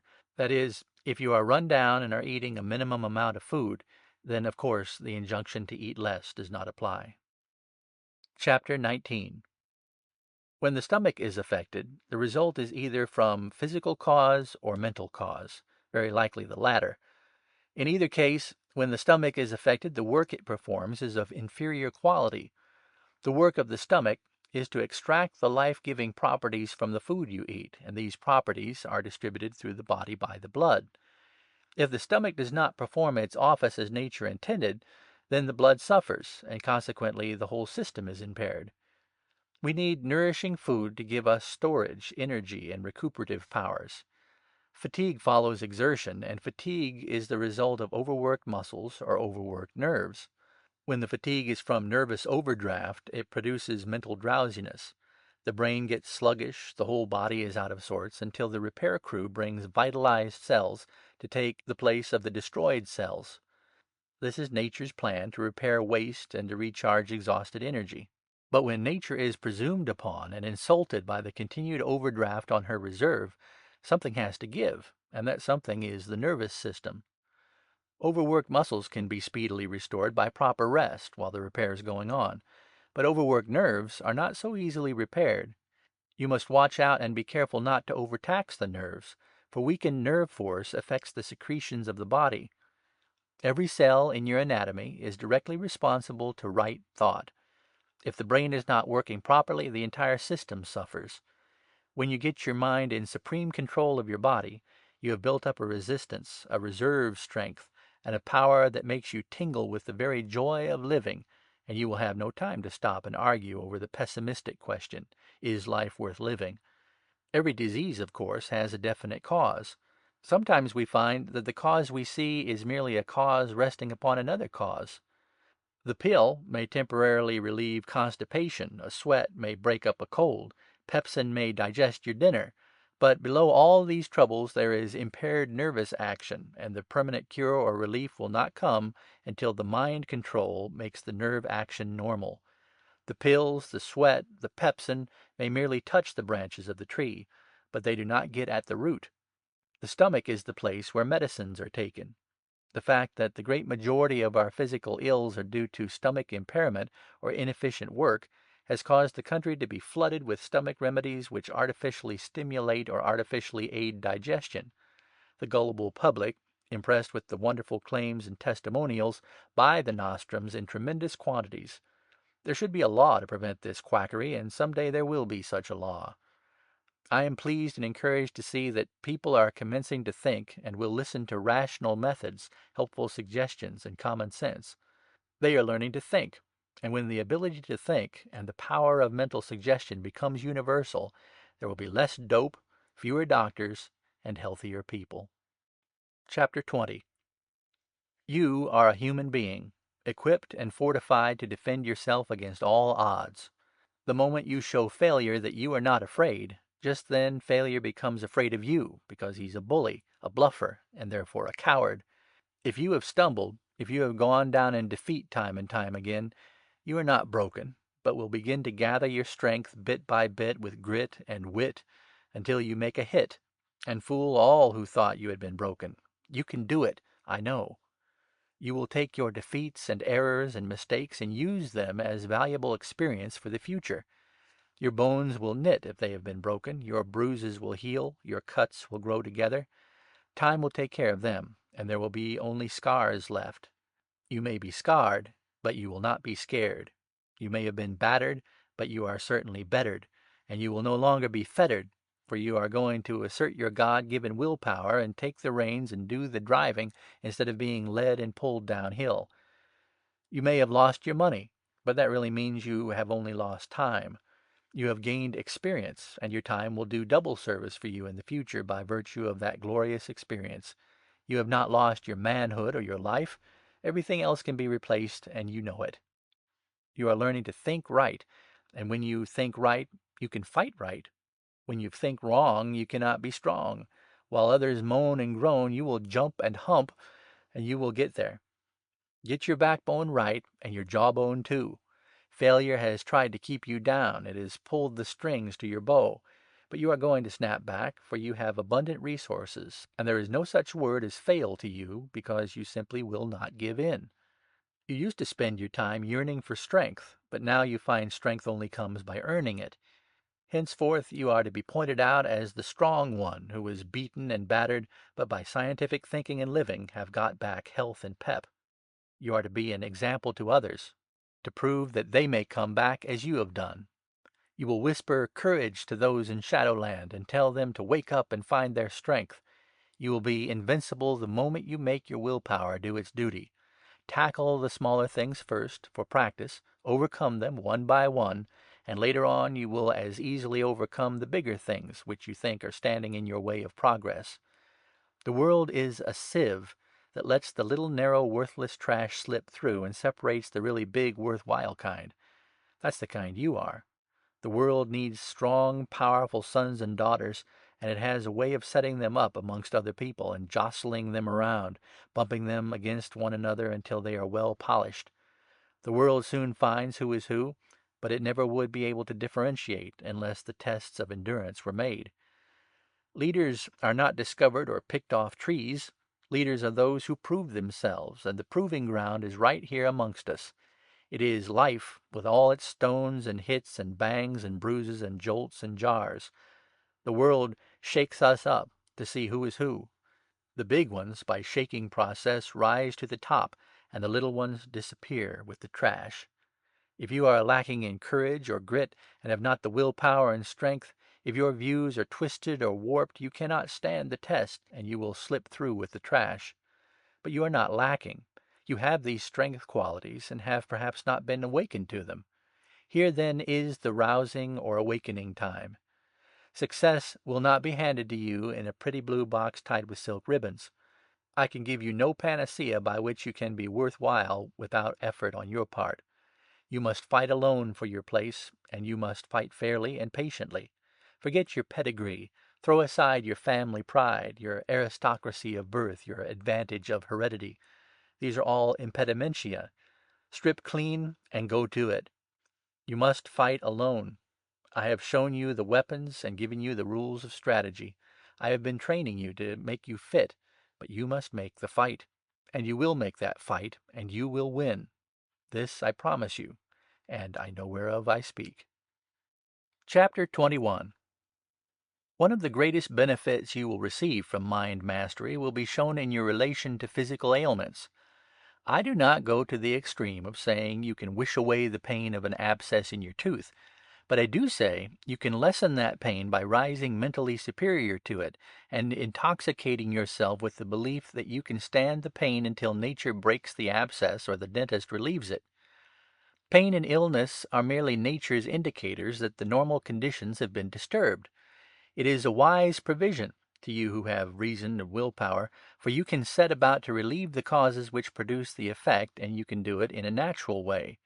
Fruit, water, and exercise will relieve the constipation. A good sweat will cure the cold. Regulation of the stomach, fresh air, or resting the eyes will receive the headache, and so on. Willpower, diet, air, exercise, baths, sleep, relaxation, these are nature's medicines, and the greatest of these is willpower. Don't grumble or whine over every little pain or distress. The trouble will be gone in a short time if you exert your willpower and direct your mind away from your aches instead of upon them. It is because nature mends and cures that doctors thrive. It is not their medicines that cure, but your faith in the medicine and the doctor. You can just as well assert your faith without the doctor and without the medicine. There are 10 million people in the United States who do not take medicine, and there is less mortality among these non-medicine takers than there is among those who call the doctor for every little pain they have. In cases of contagious disease, acute troubles, accidents, or wounds, call the doctor, of course. I am speaking of the aches, pains, and ailments of the everyday type, which are small and not serious in themselves, but seem big because they are aggravated by mental ferment. Rise superior to pain, and it will pass away. Nature is a fine doctor, and her fees are lowest. Chapter 22. The benefits from right thinking are apparent on every hand. Common sense thinking is bringing about an evolution in religion that is gloriously hopeful. Back yonder, and not so far back either, persecution, drowning, burning of so-called witches, imprisonment, and wars were common under the flag of religion. The Hindu woman threw her babe to the crocodiles, or threw it under the wheels of the Juggernaut as a sacrifice to religion. Better thought has stopped these things. A score of years ago the preacher was excommunicated who dared to say hell was not fire and brimstone. Today there is hardly a preacher who believes in literal hell fire.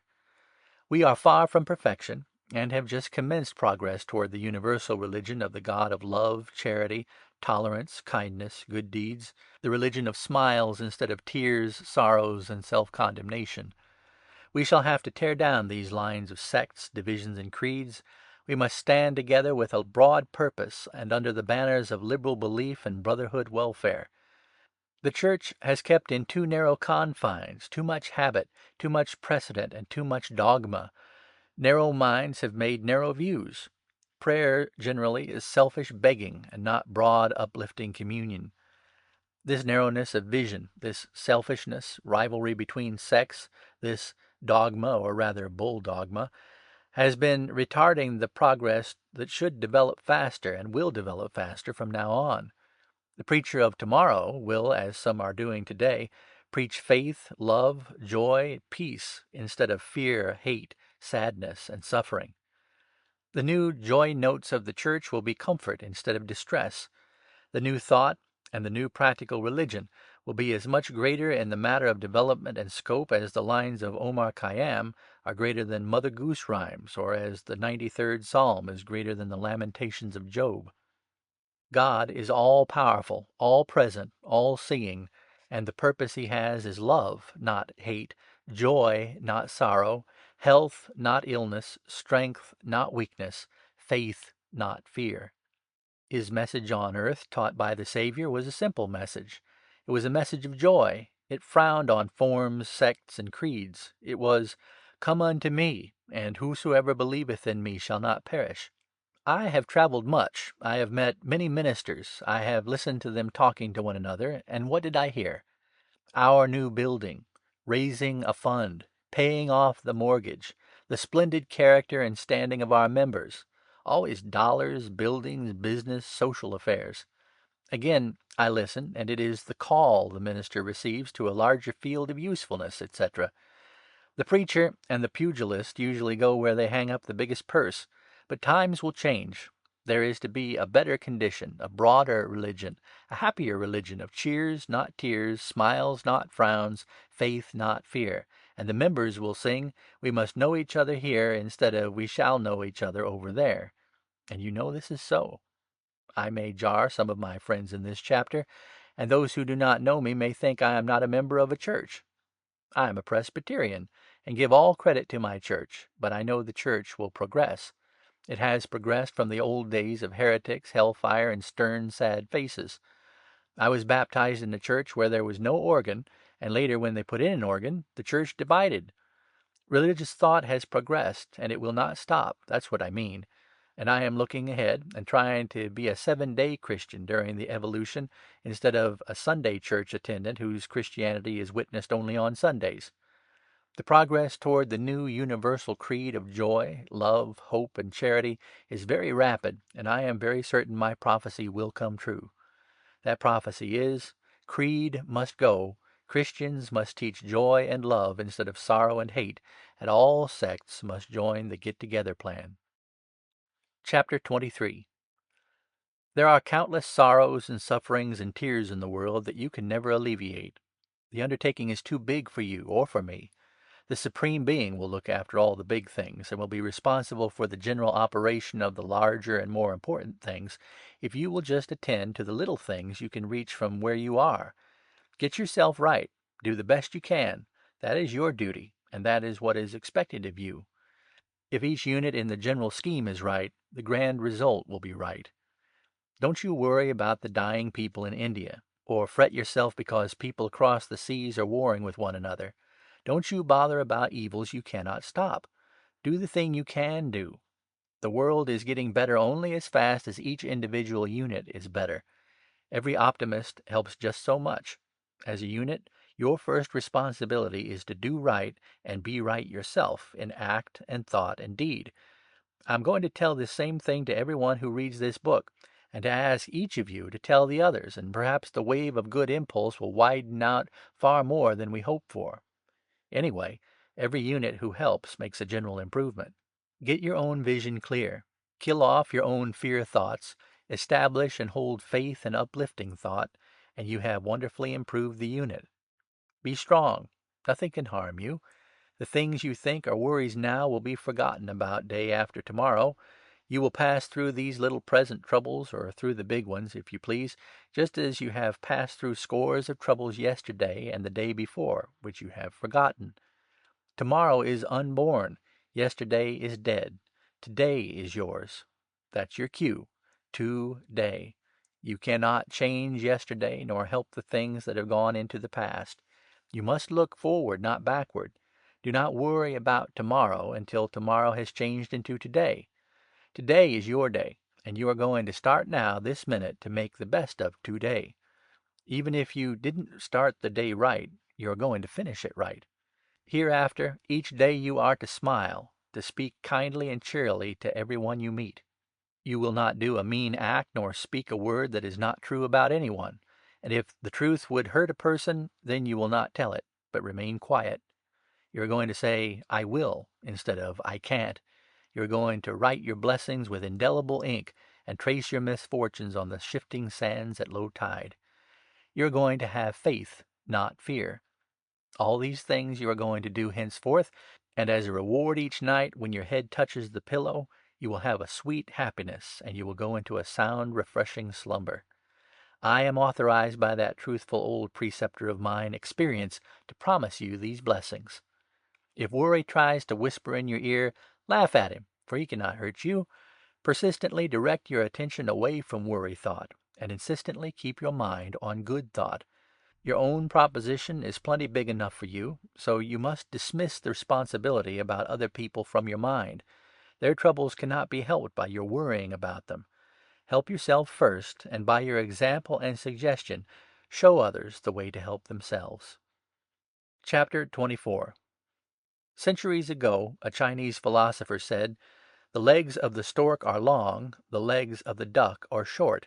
I cannot make the legs of the stork short, neither can I lengthen the legs of a duck. So why worry?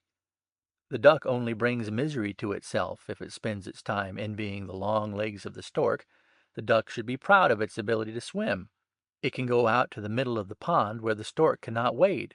The duck that envies the stork his long legs is a pessimist. The duck that glories in its superior swimming powers is the optimist." Envy, born of pride and vanity, kills peace and contentment until you dismiss it from your life. Vanity and pride tells you you want fine clothes, a better house, or more money to spend, and you turn your eyes upon those objects as things necessary for your enjoyment. That longing is envy. Envy likely becomes the most important thought you have, and stays with you while you sleep and when you wake.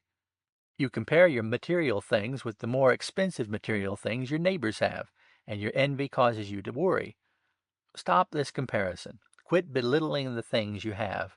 Probably the very person you envy in the matter of material things is envying you your health or appetite, or some of the other blessings you enjoy. Stop complaining about the weather, or your health, or your poverty. Count your blessings. Get busy with your hands and brains doing useful things. Occupation shuts the door to envy and worry. Come to think of it, what can you possibly gain by fretting over the weather? As long as you live, weather will be good and bad alternately. Accept the weather as it is. Be thankful you are alive, and remember that the rain you're complaining about is probably helping the crops.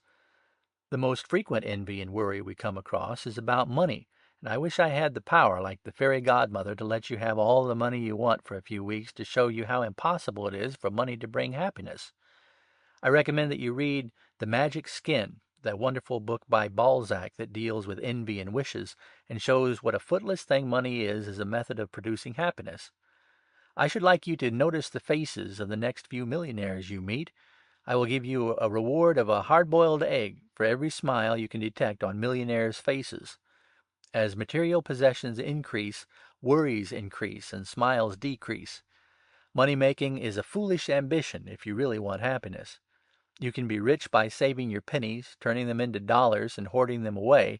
And while you're doing this, your heirs are counting the days until you die and leave your fortune to them to squander. Save up your pennies and your dollars will be blown in by your heirs. Money will get many things for you. It is a present help in time of sickness. But money as a means to happiness is a forlorn hope. The rich man you envy is looking at you, envying your health and contentment. While you envy his gold and bonds and jewelry and automobiles, he is envying your energy and strength and courage and health. And these treasures are far beyond the ability of dollars to purchase. Chapter 25. It is a mistake to think that all men are born equal. Nothing in nature is equal. No two trees, no two blades of grass, no two of anything nature produces are just alike. The secret for you to solve is to get the best results from the equipment you have. I have seen a one-armed man row a boat and a one-legged man ride a bicycle, but neither of these men did a good job. The man fitted by nature to be a blacksmith is wasting his time taking lessons in millinery. You should not attempt any calling or ideal which accident or nature has unfitted you. You must find your gait, and the gait you can go best is the one for you to follow. Quote, "Life is a play, the world a stage," unquote, as Bill said. If you can't be the star, you can be captain of the Roman mob, or one of the mob, or even a scene shifter. The point is, you can enjoy the play as well as the star performer. There are to be master workmen and hewers of stone, and there are to be laborers. Those who are laborers today may be hewers of stone tomorrow, and day after tomorrow they may be master workmen. Those who progress are the ones who have the capacity, the strength, the ability, and the patience which entitles them to promotion. The master workman did not growl or complain when he was a laborer. He knew that his job as laborer was but a stepping stone to a larger future. It is right to have ambition, but you must not have ambition which is clearly beyond the capacity of your talents. Let your ambitions, above all things, be for peace of mind and happiness, and for a sufficiency to provide the necessary things of life for the loved ones, rather than an ambition for riches to provide the unnecessary things in life for your loved ones. Men are not equal in mental or physical powers. They are equal only in possessing the same opportunity to get happiness and joy and health. A few more years and we will all have vanished from this life. We will be equal only in physical stature in the grave. In the value of our souls we shall be unequal in our measure, and gold will not be the rule used to differentiate. It will be a question of good deeds, and the measure of good deeds will be in proportion as you and I have had capacity and opportunity. The widow's penny will outweigh the millionaire's silken purse of gold. The lowliest born may have developed into the noblest of them all. No matter how hard your life has been, there is a joy for every tear you have shed, only you did not know perhaps how to find the joy or how to dry the tears. Life is better when you wear a sweet face than when your face is sour. Sneer at nothing, judge no one, for you likely will be found short weight yourself in the scales of justice. You are going to be charitable, because in your dark hours was learned what a beautiful thing charity was. You will be just and fair, because you have been unjustly treated. You have lost much, but you learned a splendid lesson in your loss, because you kept your self-respect, and found out that the only real hard luck in the world is loss of life or loss of health. No one is going to get the best of you, because you have learned to keep the best for yourself. You cannot be kept down, because you will not be downhearted. You have learned that you can endure more than you thought, and you know the value of blessings like charity, justice, smiles, and you have learned that you came through all your troubles all right. From now on, your vision will be broader, fairer, and more charitable. You are going to hold on to faith and determination, to be bigger and better, while others scold on and worry and get smaller and smaller. You are not going to be a fatalist in thinking that all men are born equal, but you are going to thank your stars that you were born way above the average in mental capacity and ability. Chapter 26. Here is a universal prescription for happiness and an antidote for worry poison. This prescription is for old and young, rich and poor, weak and strong. In other words, it is for all. It is a precious prescription, and one I want you to remember and keep ever near you. It is one of the greatest helps in this whole study of ours. The prescription I am going to give you will cure you or your friends of worry. It is the boiled down essence of this whole book, even as the 10 Commandments are the essence of the laws of the Bible. I want you to write this prescription for your friends. It is not necessary to diagnose the case, as the prescription fits all cases and is a sure cure. Doctors have changed in their methods. The original doctor had charms, fetishes, and bitter medicines. Later on, the doctor cured the patient with vile-smelling and bitter decoctions. Then came the time of bleeding the patient. I mean literally. Some of them still bleed the patients in the matter of fees. Doctors know that drugs, at best, give only temporary relief. Some of them are big enough to admit that 90% of the non-contagious diseases are diseases of imagination and can be cured through the mind. The doctor of today plays up hygiene, diet, and exercise. He gives you a small package of drugs and a big package of advice about eating, sleeping, and exercising, and the advice he gives you, free, is worth more than the drugs he charges you for. In all sciences, time has brought many changes, but this prescription is one that has endured for ages, and is one that will endure until time shall be no more. I call this great thing the Golden Prescription. It is composed of just 8 ingredients, as follows: good air, good water, good sunshine, good food, good exercise, good cheer, good rest, good thought. Doesn't make much difference how the ingredients are used, just so you get all of them. Take up the list each night and see that every ingredient has been used, for the prescription is greatly weakened if any of the ingredients are left out.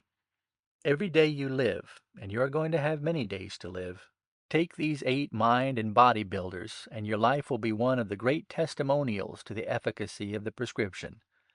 If you forget all else in this book, just remember this golden prescription, and tie it to the golden rule, and then you will have a good thing plus. Is it not a fact that the mere suggestion of this golden prescription and the anticipation of the benefits it is going to bring you have made you feel better already? Chapter 27. I'm going to tell you about some of the ingredients in our golden prescription. One of them is sunshine. Not only sunshine of countenance and bearing, but the real, literal, natural, outdoor sunshine. Sunshine is a fine tonic for our physical bodies as well as for our mental selves.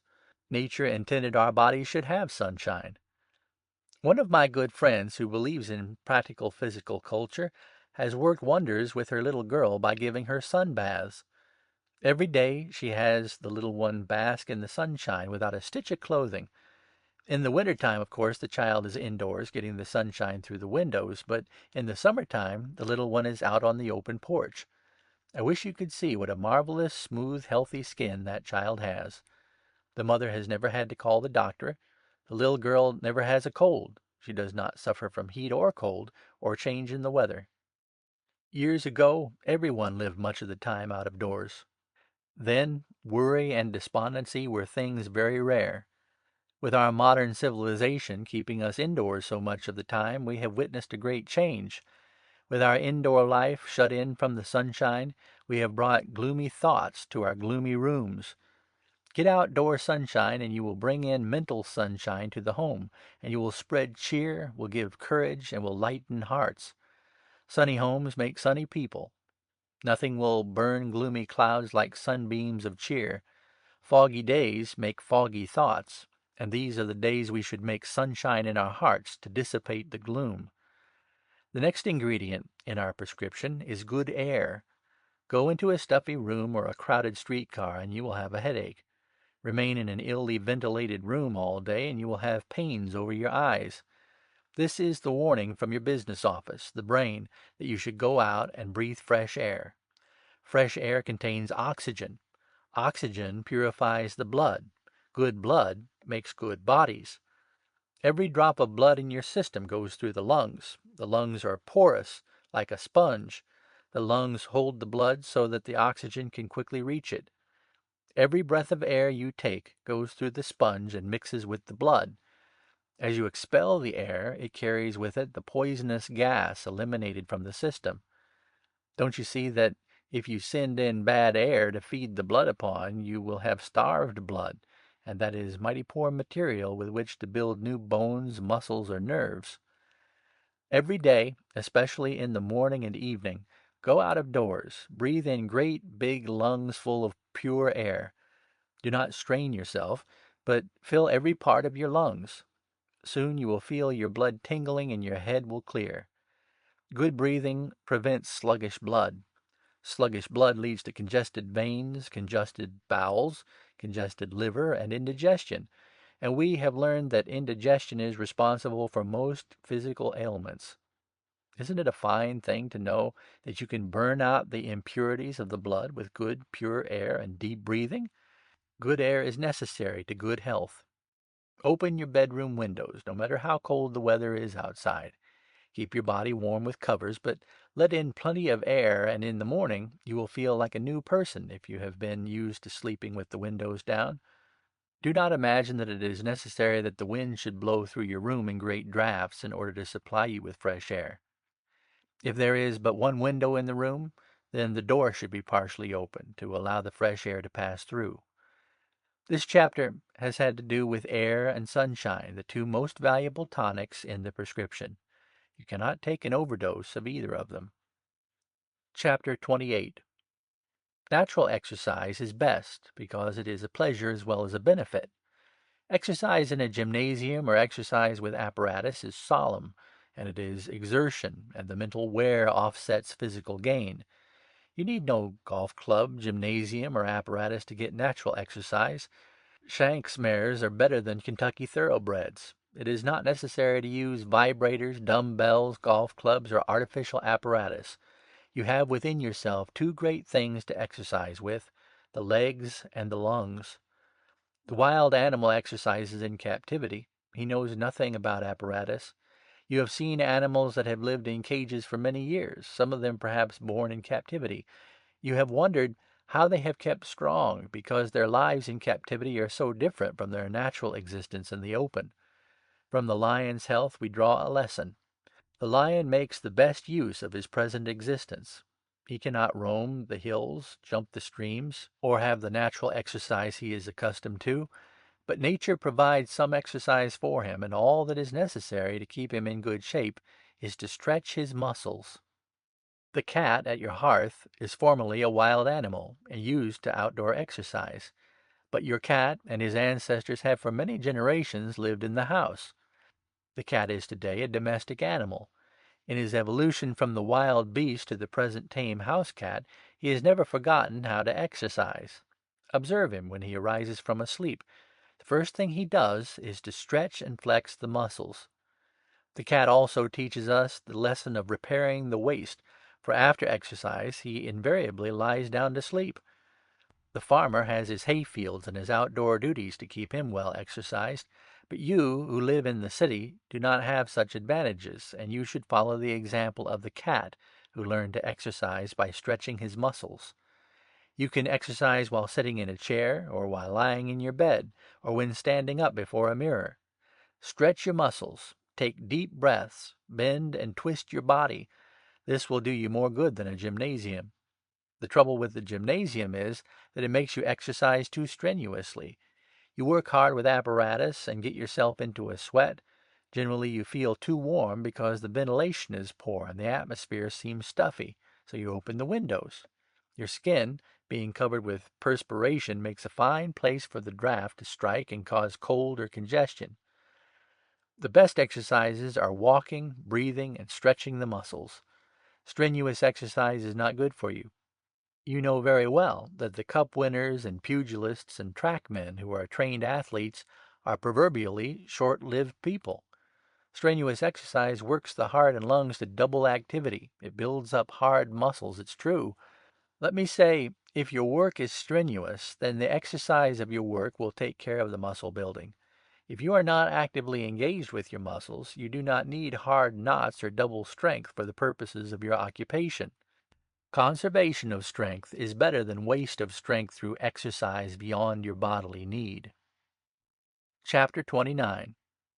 The first thing in the morning, and the last thing at night, and during the day when you have opportunity, stand up and take in 15 or 20 deep breaths. Do not stretch your lungs too much, just good full breaths. Then stretch your arms, legs, and your body. Twist your neck from side to side. Try to bring every muscle of your body into play. Even at your desk, you can exercise by sitting erect and taking in good breaths. Stand up and imagine you have a 50-pound weight in your right hand. Stretch your muscles and raise your arm as though you actually had 50 pounds in your hand. You will be surprised to see the strength that you can put into that arm and how you can feel that the muscles have been well exercised. If your exercise at night brings out the perspiration, just before you go to bed, rub your body dry with a rough towel. It will be good to bathe with cool water first. Rub your body briskly until it brings a red, healthy glow to the skin. Then go to sleep, and you will have no trouble with insomnia. Exercise is nature's greatest medicine if taken in a common sense way, and it is a dangerous one if indulged into excess. Exercise is necessary to clean the muscles, repair the waste, but particularly for the purpose of adding new material. Physical exercise helps the circulation, digestion, and regulates the liver. A good brisk walk, good breathing as you walk, a good drink of water before you start, will break up constipation and bring about far better results than a dose of pills or drugs. The great cause of constipation is lack of exercise, and it is much better to prevent constipation by exercise than to attempt to cure it by putting poison into the system. One is the natural method, the other is the artificial. Natural methods are best. Drink plenty of water, never ice water. Everything you take into your system passes out after the life-giving, nourishing properties have been extracted. Solids pass through the bowels. Liquids, laden with salt and other chemicals, pass out through the kidneys and urinary ducts and through the pores of the skin. A man of ordinary weight and in good health should eliminate about 2 quarts of liquid a day, and over half of this goes out in the form of perspiration. After exercise, you should have rest, for this is the time nature repairs your body and your brain and stores up energy for the body like a battery. Your battery must be replenished in order to have it complete its function, so you see the necessity of proper rest. When you worry, you can't rest well, and lack of rest prevents storing up strength and energy in your battery. Nature demands that you take rest. You must have it. Exercise lets down the high pressure of nerve tension and rests the brain. Physical exercise not only brings about the desire for rest, but it produces a natural tiredness that makes rest so sweet and enjoyable. Rest is nature's restorer. It builds and strengthens. It cleans the mind and makes you think better. In the time of rest, you get the benefit of thoughts which came to you in your active moments. Many of the benefits you get from this book will be gained because you read the chapters and learn the truths just as you go to rest, and the impressions are permanent. You should learn to take a few minutes rest at intervals during the day. Sit down in your chair, quietly relax, and endeavor to clean out the brain and relax the muscles. You must exercise the lungs and diaphragm. A good way to do this is to laugh. The vibrations caused by laughter put the liver, lungs, and diaphragm in a quick jelly-like vibration, and give pleasant sensation and exercise like that of horseback riding. During digestion, the movements of the stomach are similar to churning. Every time you take a breath, the diaphragm descends and gives the stomach an extra squeeze and pinch. The trouble is, that the man who sits at a desk uses only part of his lungs and does not distend the diaphragm as nature wishes. Frequent laughing will make up for this lack of natural exercise of the diaphragm. Laughing wakes up the digestive organs. The heart beats faster and sends the blood bounding through the body. There is not a remote corner or a little inlet of the tiniest blood vessel of the body that does not feel the waves of motion occasioned by a good hearty laugh. Laughter accelerates the respiration and gives a glow to the whole system. It brightens the eye, increases perspiration, expands the chest, forces the bad air from the lung cells, and tends to restore that exquisite balance which we call health. Health comes from the harmonious action of all the functions of the body working in a normal way. This poise, which we destroy by sleeplessness, bad news, grief, fear, anxiety, or worry, is fully restored by a hearty laugh. Laughter is an aid to digestion. That is why public speakers tell funny stories at banquets. It not only supplies the brain with cheerful thoughts and banishes worry, but it actually aids digestion. For your exercise each day, you ought to stand up, take deep breaths, stretch the muscles, walk several miles, spend a few minutes in little mental recesses during the day, and laugh and cultivate cheerfulness. Say funny things, whether they come from your heart or not. They'll provoke laughter in the other person, and the very activity of trying to make others laugh will cause you to catch the spirit of it and learn to laugh yourself. Chapter 30. Can you control your thoughts and keep from worrying? You certainly can. Have a little patience and plenty of faith that your willpower is going to banish worry. If worry could be banished by saying "be gone" in a few minutes, there would be no worry in the world. Worry is the child of fear. You must defy your fear troubles. You dignify them with too much importance. You must learn to think of other things. You can control your thoughts and keep from worrying just as surely as you can control your actions in the presence of others. I will demonstrate this to you. You have known men who say they just cannot help swearing, and yet when they get in the presence of ladies, they curb their language and they do not swear. Why is this? Simply because they use willpower to control their tongues. You have worried, you have cried, you have been just miserable with the blues because you just could not help it. A child is hurt or someone is in distress, and you rush to the rescue. Then where is your worry? Where are your tears? What has become of your blues? Your very thoughts were taken away from you by outside circumstances, and new thoughts took the place of the worry thoughts, and your tears dried and your worries vanished. Worry is incessant thought about yourself, coupled with fear and dread. You get into the mire of worry, and your feet get so tangled that you can't get out. You flounder and get yourself into a terrible fix, just because you give up and say you can't help it. But you can help it. Brace up. Exert your willpower. You are going to climb up out of it. Notice the importance of the word "up." You are going to higher altitudes where you can see over the hills and get a broader view. There will be nothing dark and cloudy in the future to interrupt you in your journey and study. You must not worry about the weather. You must not grunt or growl. You must exercise and rest. You must learn to rest and to eliminate. You must cast off thoughts and cares about things you cannot control. Cut out envy. Pocket your pride, for envy and pride are partners of worry, and they intoxicate you into a mental state where you do not see things clearly. Get the good thought in. Say to yourself that you are traveling on the right road. No matter how you feel, you know you are right, and that is more to you than anything else in the world. Do not bother about what others do or say or think about you. You will not be sensitive to criticism. You know that the greater you are and the stronger you grow, the less you will be disturbed by what the "they say" mischief maker says about you. You have common sense, reason, good suggestions. You have acquired benefits in proportion as you have read and practiced the helpful truths we have brought to you in these chapters. From now on your progress will be greater than ever, for you are getting proof of what the mind can do for you when you make it do your bidding. There is now one special thing I want you to do for at least 10 days. Do not go to the table at noon. Let your midday meal consist of 1 or 2 apples, skins and all. Chew them thoroughly. No matter how hungry you get, skip the noonday meal entirely, And you will be surprised at the benefit coming from giving your stomach a rest and house cleaning with apples to help scour it out. Occasionally, in the future, try these 10-day periods of 2 meals a day with apples only as a midday tonic.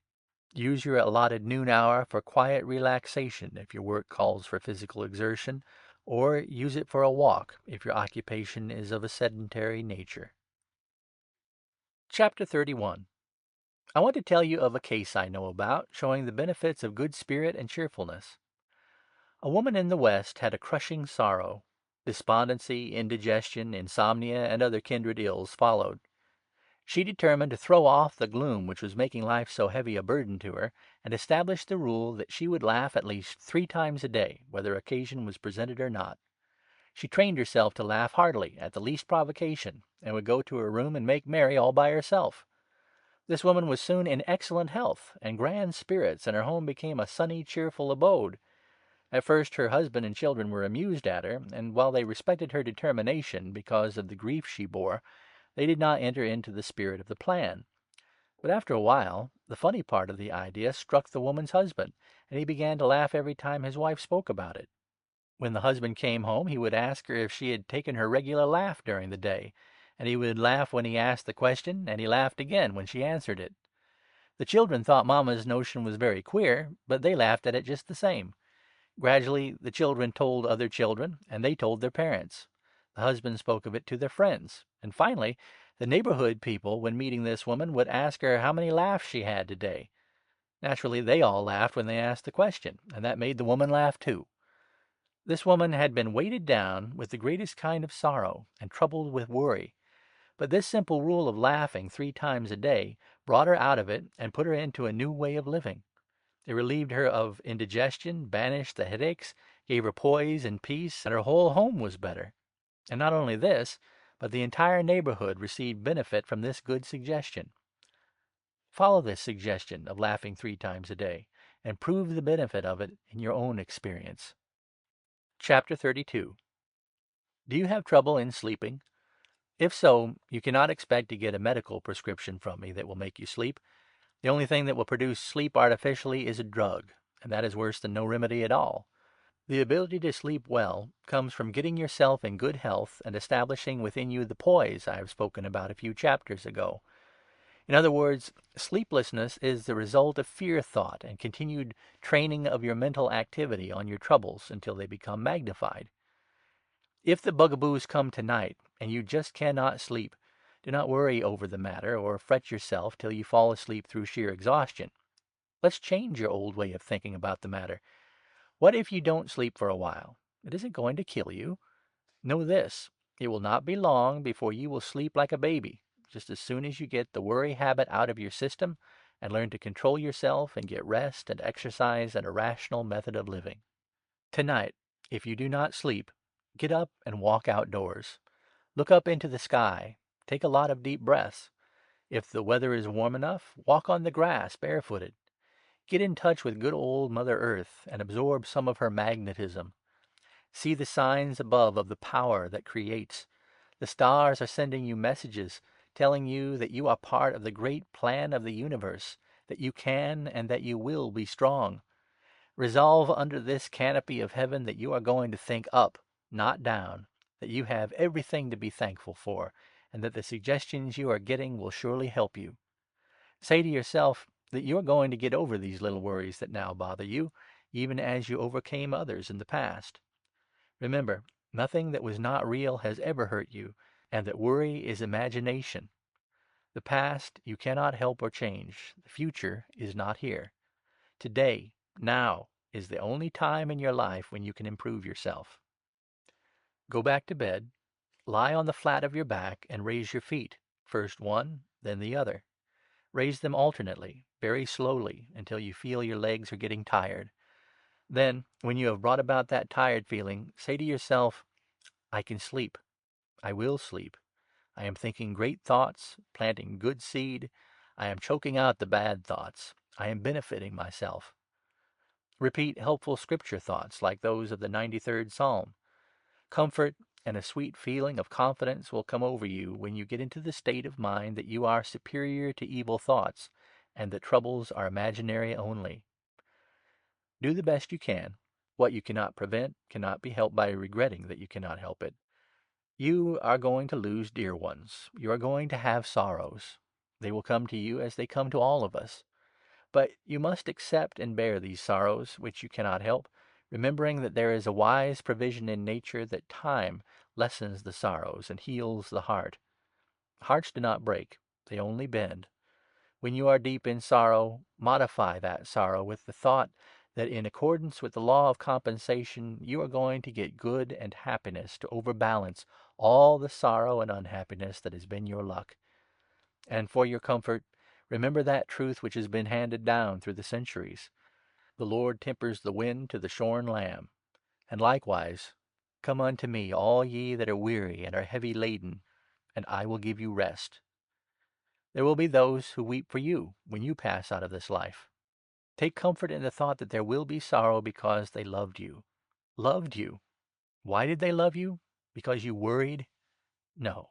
They loved you because you cheered them, you sympathized, and you helped them.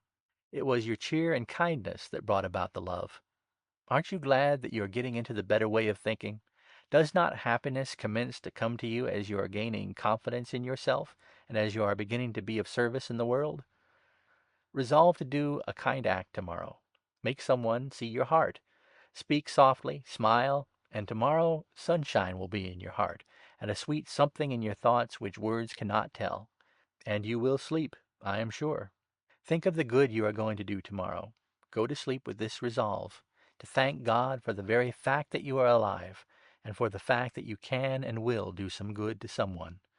Think this way, and as your head lies on the pillow, you will hear the rustle of angels' wings and see visions of joy on the dreamland faces of those you love and those you are going to be kind to. Get such thoughts in your head, and you will find that sleep will come to you, and that sleep will be refreshing. Chapter 33. You have had too much conceit, too much self-consciousness in the past. You have been comparing your weak points with the strong points of others. It may be the one you are envying most is suffering hardship. It may be that very person is envying you. You must not condemn yourself. It's cowardly. It is fear thought, and that is the parent of worry. Discouraging thoughts come to your mind, and if you brood over them, you are establishing worry. The longer you think worry, the longer it will take to eliminate worry. You must keep your mind filled with beautiful thoughts, and do not let them die for lack of nourishment. As I have said before, there is nothing that comes out of the brain that doesn't go in there first. I want you to realize the importance of continually feeding your brain with uplifting faith thoughts. Say to yourself, I am strong. I can do this. I can do that.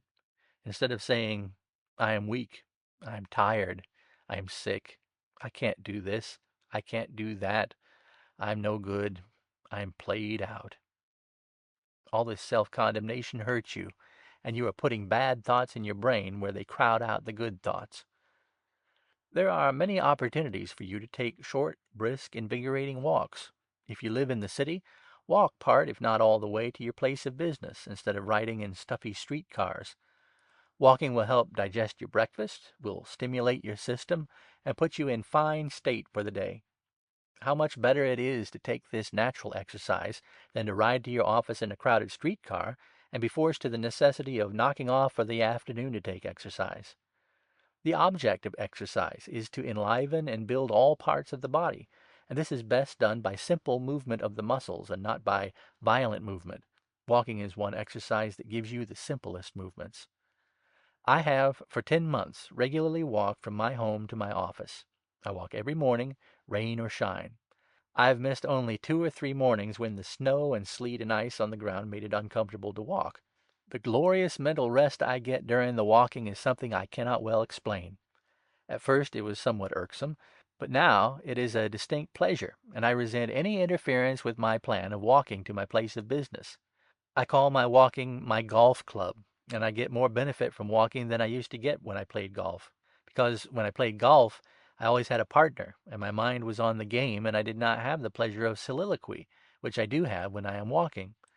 The very fact that I am alone, with nothing to disturb me, gives my brain a fine exercise and helps generate beautiful thoughts.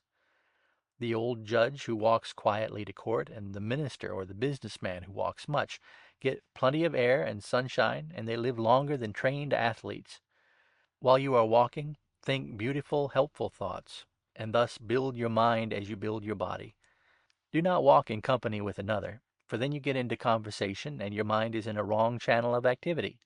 When you are walking alone, you have a calm, cobweb-clearing head action. Do not ride to your office or the store. Walk part of the way, and then every day walk a little farther.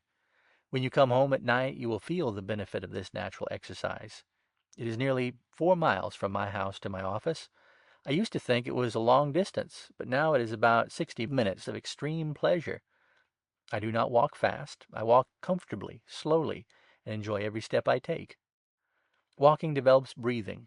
It exercises the muscles of the chest and gives the lungs room to expand, sends the blood in regular pulsations from the heart to the lungs, clears the head, soaks the body with oxygen, which revitalizes the worn parts and carries new strength to all the system. All outdoor games such as golf, tennis, baseball are good because they make you breathe fresh air, but there are none of these games as good for you as walking. Do not walk briskly or work yourself up into a sweat. Do not walk as though you are training. When you start out on your morning's walk, enjoy the sunshine, the birds, and all nature. You will find the morning walk much better for you than the morning cocktail. Chapter 34. Cheer. That is the tonic. It is the cord on which all the beads in our golden prescription are strung. Cheer is the official advertisement of health and happiness. The Bible says, "Be of good cheer, and a merry heart maketh a cheerful countenance." Read the songs of David and the Proverbs of Solomon and see what they say about cheer. Cheer is the arch-enemy of worry. Cheer and faith are soldiers with armor which the hordes of worry demons can never penetrate. Let us study the ingredients of the golden prescription and say them over again to fix them in our memory. They are air, water, sunshine, food, exercise, rest, thought, cheer. Even as you say these 8 words, you can see worry hiding and sneaking away because you are considering helpful things and taking into your mind glorious ideas. While you study these chapters, you do not worry, do you? And why haven't you worried as you read these truths and suggestions? Simply because, as I have time and time again said to you, no two objects can occupy the same space at the same time. And because you are occupied and interested in uplifting helpful thoughts instead of depressing fear and worry thoughts about non-existing phantoms that cannot hurt you. Worry is a great bluffer, but you are getting strong and you are ready to call the bluff. You have been thinking and filling that filing cabinet of your brain with helpful thoughts, and you have faith and belief, and you can say in the proper spirit, "I will fear no evil, for thou art with me. The Lord is my comforter, I shall not want. Surely goodness and mercy shall follow me all the days of my life. Fear thou not, for I am with thee. I will strengthen thee. Yea, I will help thee. Yea, I will uphold thee." The old bugaboo worry can't make you miserable about the things that are never going to happen to you. You are strong, you have faith, you have courage, and you know that worry is unreal, untrue, and unfair. Worry is the dragon that makes faces to scare children, but you are no longer a child. Worry is a false face that tries to bother us, a dragon of evil that tries to torture us. Worry is conceived in wickedness, born in cowardice, and living in fear thought. It thrives on the weak, chasing those who run, pouncing on those who are afraid. Like a cur dog that chases you and barks, worry can be frightened away if you will turn around, stand your ground, and say boo to it. Now a little summing up of the good things you have learned. Say this over and over: I am not afraid. I am emancipated. I have cast off the shackles. I am free. Nothing in the world can harm me unless I let it, and I will not let it. I have no place for worry because my thoughts are far above the low fear and cowardly effect of worry. I have cast out fear, cast out worry, and established in their places faith and confidence. You're feeling better, dear reader, are you not? You have learned helpful truths, and there are more wonderful ones yet for you to learn. And these wonderful truths have been handed down for generations. They are old thoughts and are good thoughts because they have been tested by time. In the next chapter, I will tell you of them. So go to bed with faith and courage, with joy and happiness within you, because you are getting strong and are learning the right way to think, and you are confident I am telling you the truth and am sincere with you. I have not been preaching down to you, but have been talking on the level with you. Chapter 35. Here are truths that were uttered at a time when men knew nothing of the high tension and nervous strain of modern civilization. These truths have grown stronger and stronger as time has passed. They are truths of the Bible. They are good. Let us repeat some of them and see what glorious strength and help they promise to bring to you. I care not what religion you believe in or what sect you favor. These are certain helps, and they are positive benefits to any one who repeats them or believes in them. There is nothing in any of these truths to which you can find exception, no matter what your religion may be. I shall not stop to quote the chapter and verse from which these truths are taken, but they are all from the Bible. He that is slow to anger is better than the mighty, and he that ruleth his spirit than he who taketh a city. Take therefore no thought for the morrow shall take thought for the things of itself. Sufficient unto the day is the evil thereof.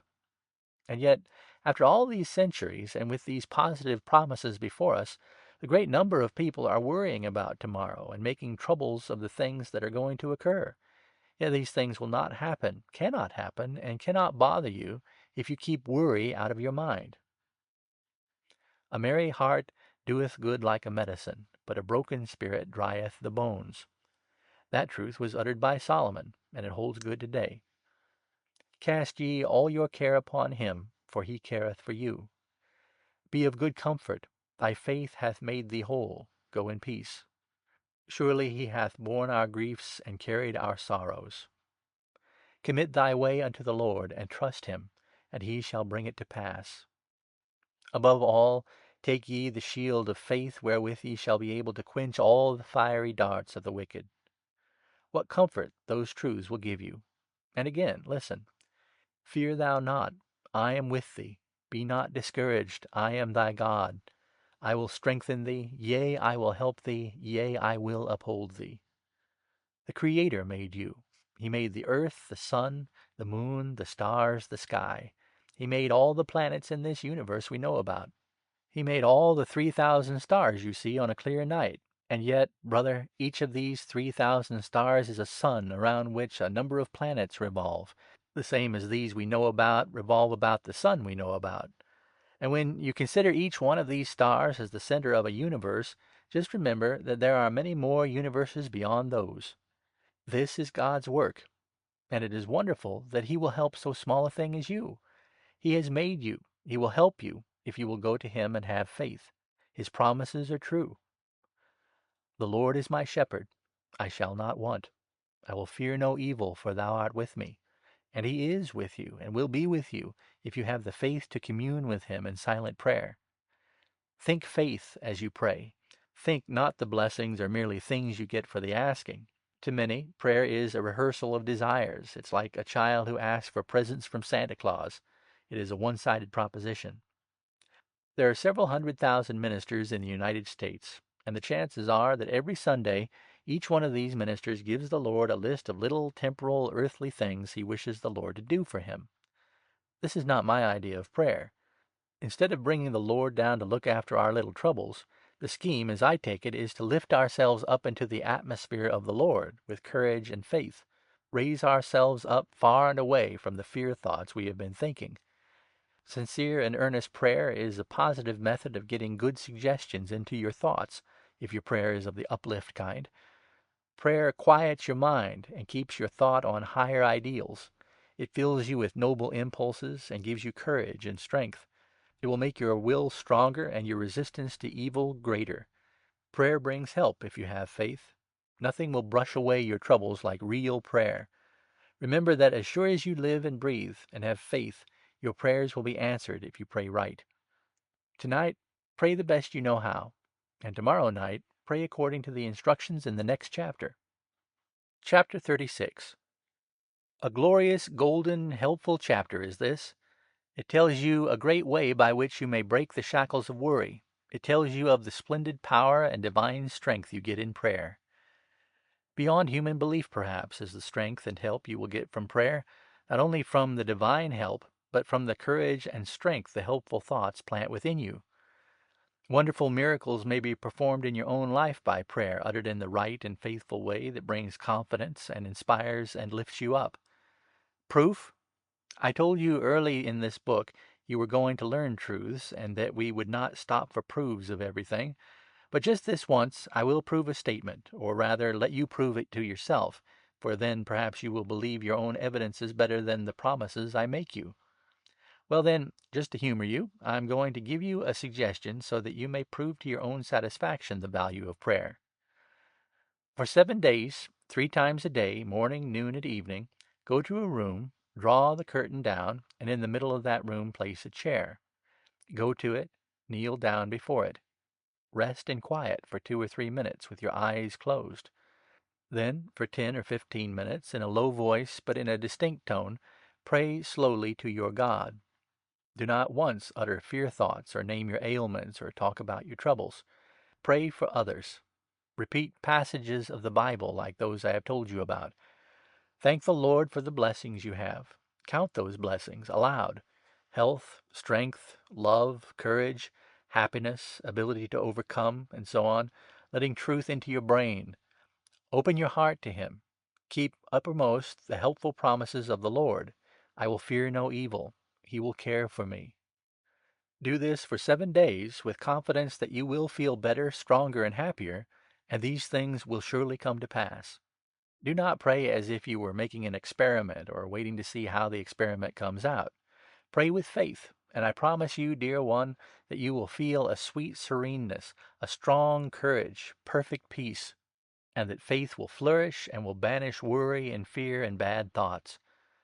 No matter what your religious faith may be, no matter what church you belong to, your God and mine are the same, and He reads your heart and mine.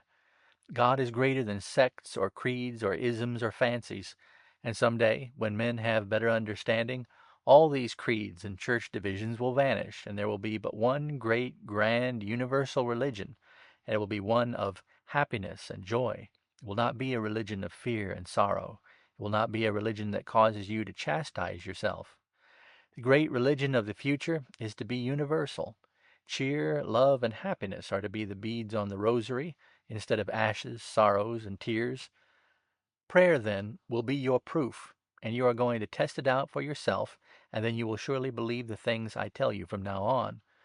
For if I have told you the truth in this, the greatest of all examples of how to get mental help, then indeed the lesser things you may readily believe without proof. How sweet the thought, how pleasant the anticipation of this great help that is yours! You are going to have faith, and you are going to be benefited, and happiness is going to be your portion.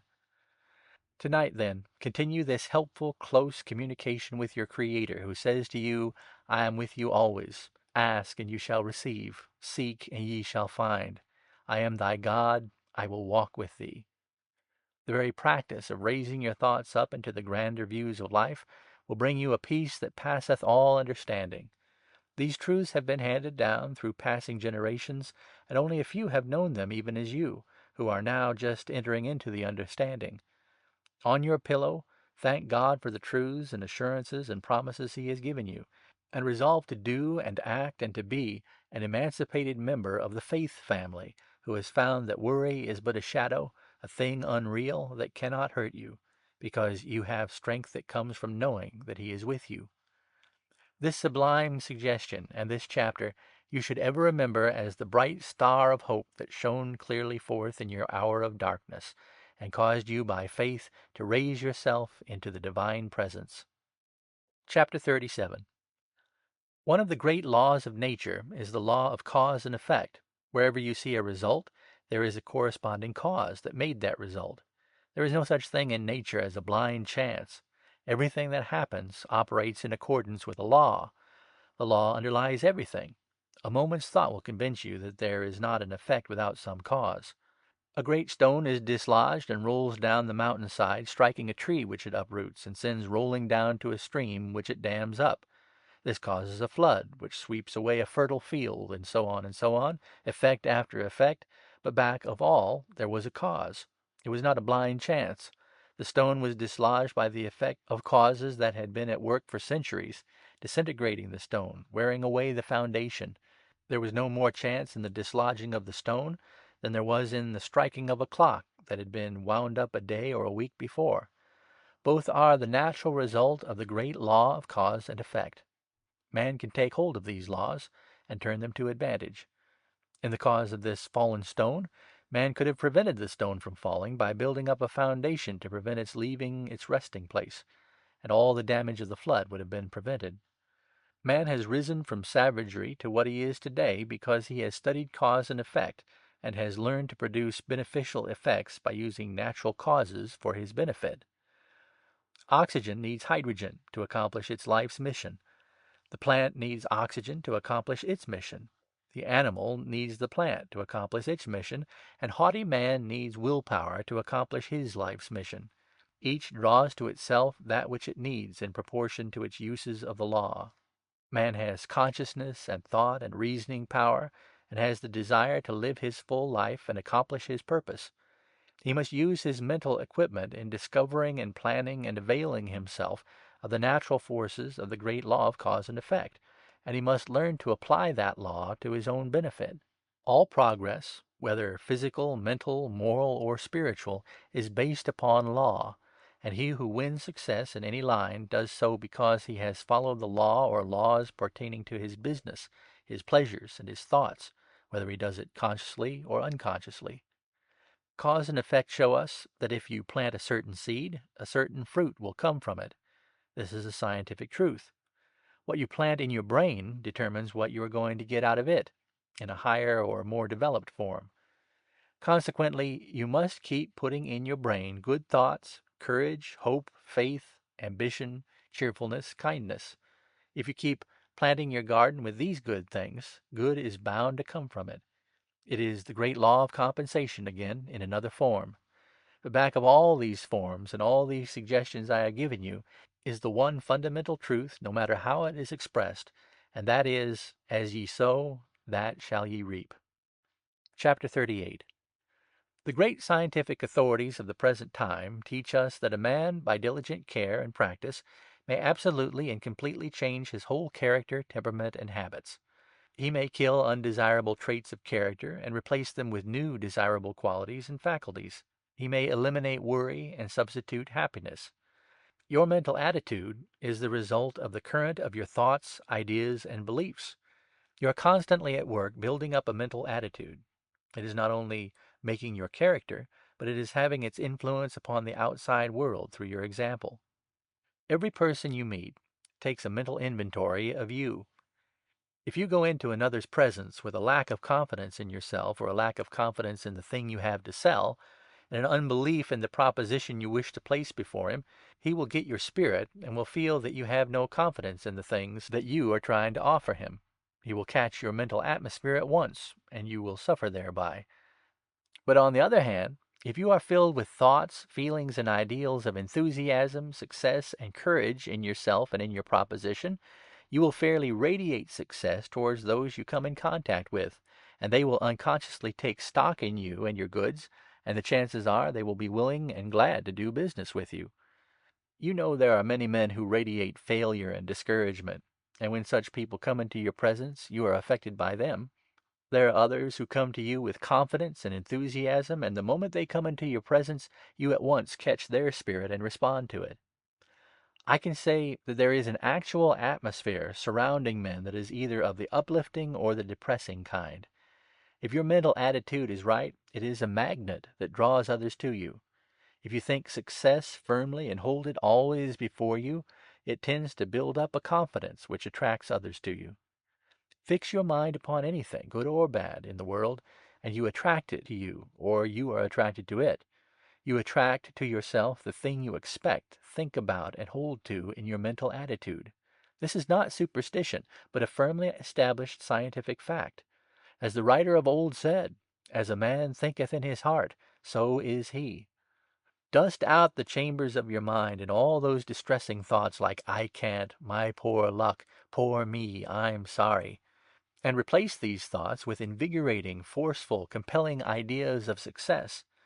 If you get an idea in your mind and let that take hold of you and stay with you morning, noon, and night, that idea gets fixed, If the idea is centered on your troubles, that fear thought gets to be a mania with you, and the longer you think it over, the more firmly fixed it becomes. Fear thought finally marks its imprint indelibly on your countenance and makes you a negative instead of a positive personality. Chapter 39. This chapter is to you who have acute worry phobia. It is you yourself who is to blame for the useless, helpless, unnecessary worry state you have been in. You have exaggerated yourself. You are a wee little mite, and entirely unimportant and unnecessary to the world's scheme. You have been living as though the responsibility of the world were on your shoulders. You have been bothering over details. When you get sick or go away for 2 or 3 weeks, you see how well the world moves along without you. You are simply an atom. You do not amount to anything so far as the rest of the world is concerned. But you are a big thing so far as you yourself are concerned. You have been worrying over problems beyond your control. You have been thinking that the coal supply was going to give out, or that the forests were to be depleted. You have been worrying because man is getting bald or coming to a toothless age. You have been worrying about floods or fires or earthquakes or other things that are beyond your power to prevent. You have worried over the fear of ill health or some particular disease. You are afraid, and you have been wondering if you are going to lose your mind. Well, dear one, here are a few truths for your comfort. Your grandfather worried over the fact that in future there would not be enough tallow to make candles, and behold, kerosene was discovered. Your father, perhaps, worried over the thought that when kerosene was exhausted, the world would be in darkness. Then gas was discovered, and now we have electric light. There is enough coal to last for centuries if we need it, but in 50 years we will hardly burn coal at all. We will heat from electricity, which we will get from water power, and we are even going to get our power, light, and heat direct from the sun itself. In other words, since the time of the caveman we have been able to meet conditions and take care of ourselves. We have evoluted from the barbarian to the civilized man. Necessity is the mother of invention, and the future will solve its own problems. Anyway, it's none of your business, so don't bother your head. You have thought, perhaps, that you would catch some disease, and at other times you have feared that you would lose your mind. Well, here is a comfort for you. One seldom gets the particular disease he has been expecting. Many high-strung persons have frequently felt so downright miserable, have worried and made their cases seem so hopeless they think they are losing their minds. To you, who are afraid of insanity, you may take comfort in knowing that nearly all insanity results from physical disease of the brain. Either it is a softening of the brain, or in the formation of blood clot or pressure of some sort. This condition is unknown to the patient in advance. Your egotism occasionally needs a good dose of mental salts to make you realize how little you are. The moment you realize this, then's the time to start to grow big. Get this chapter well in your mind, and it will help you wonderfully. Chapter 40. Once there was a king who called the wise men together and asked them how he could obtain happiness. He was told to travel through his domain disguised as a peasant until he found a contented man, and to trade with that contented man or buy from him his shirt. So the king set out on his way, and after a long journey finally found a man who was fully contented, and showed it. But lo, the man had no shirt. It is the seeking for material things and the desire for the unattainable that makes discontent.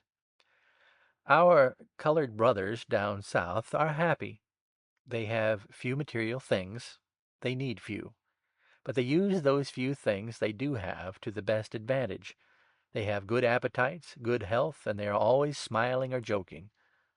The more things a man has, the more he has to worry over.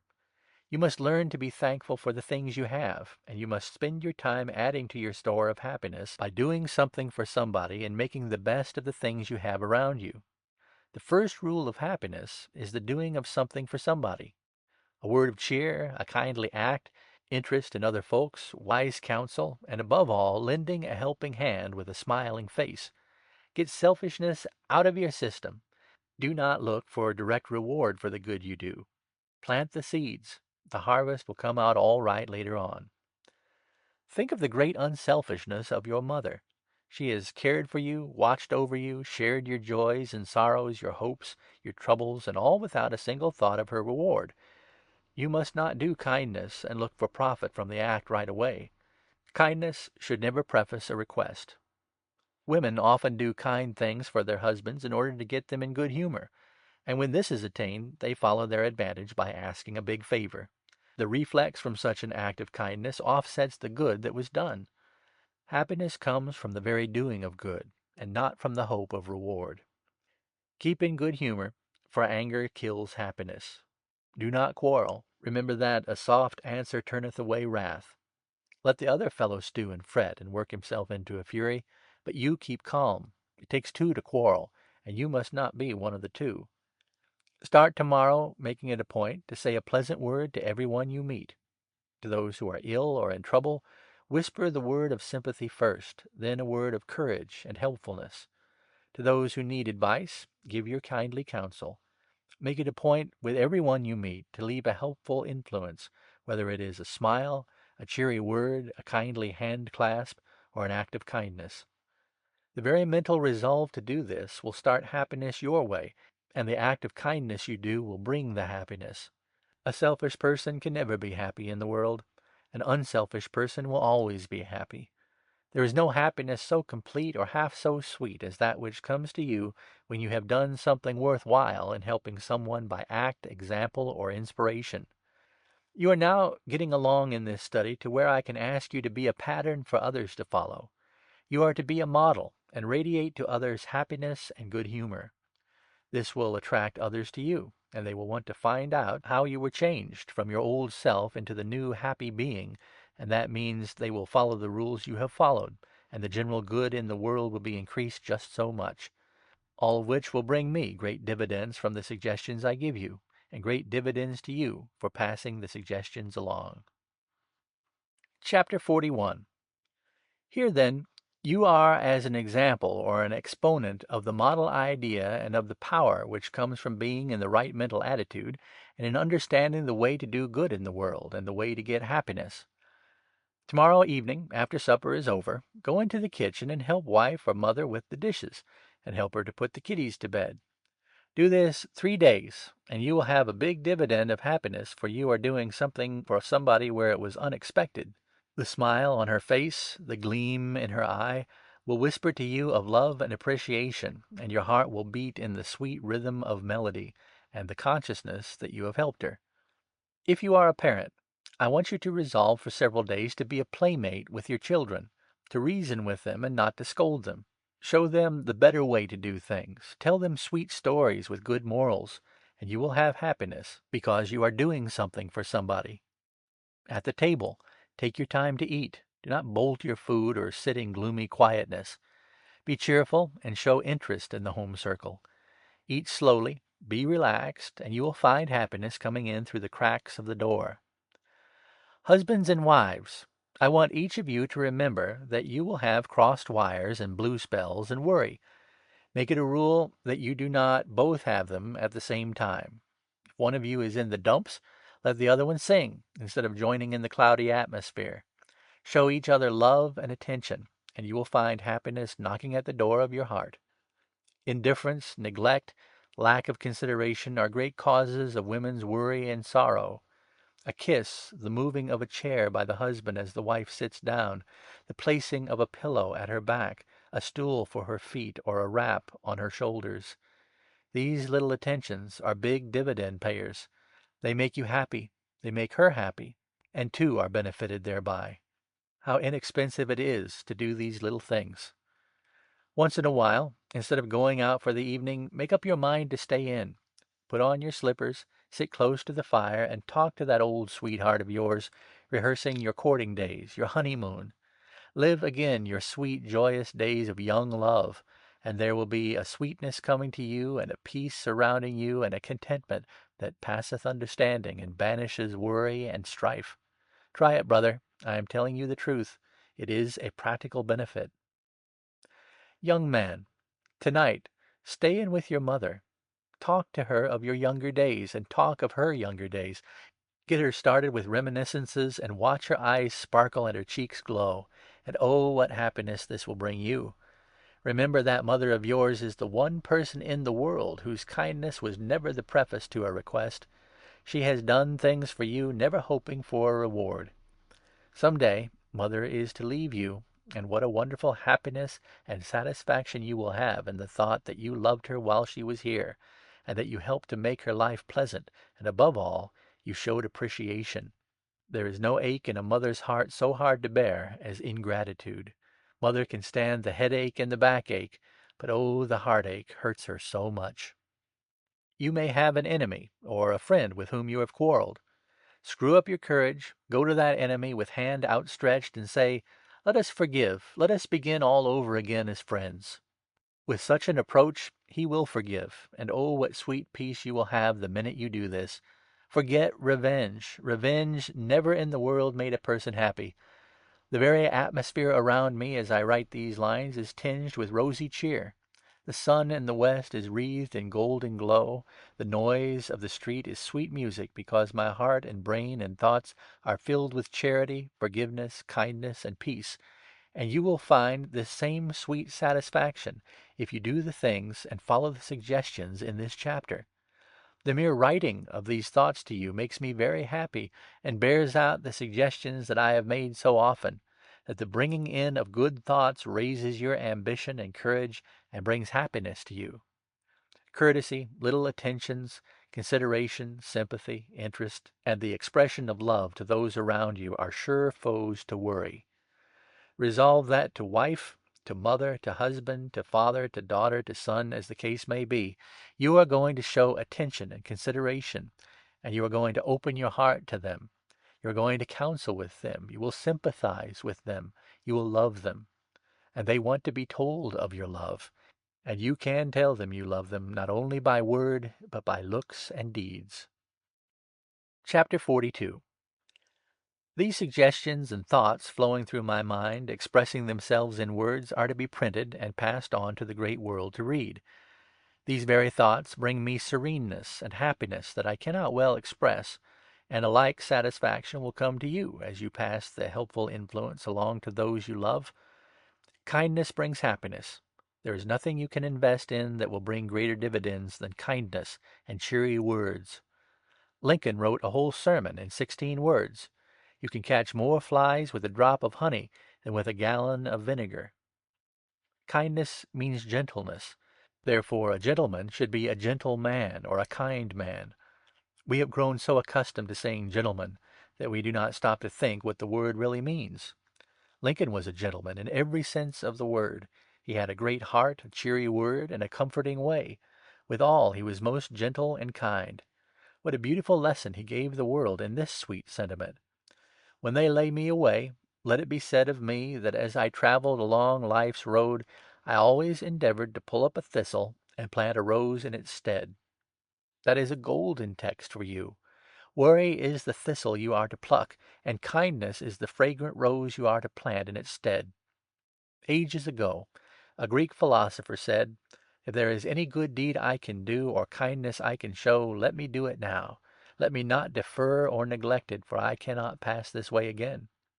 Centuries ago that was said. It was true then, and it is true now. Confucius, the Chinese philosopher, said, "Do not do any act to another that you would not like another to do to you." And later on Christ uttered the same thought in the more positive form, which we know as the Golden Rule. I want to give you a beautiful sentiment to remember. I don't know who wrote the words, and I cannot remember the words exactly as they were written, so I am giving it in my own language, remembering the sentiment and the idea, rather than the words themselves. Do not keep the alabaster box of your love and tenderness sealed up until your friends are dead. Fill their lives with sweetness. Speak approving, cheerful words while they are here to hear them, and the sweet things you mean to say when they are gone, say before they go. The flowers you mean to send for their coffins, send to brighten and cheer their hearts before they leave here.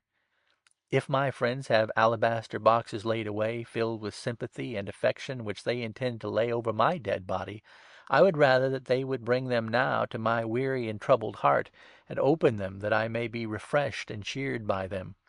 I would rather have a plain coffin, without a flower, and a funeral without eulogy, than a life without love and sympathy.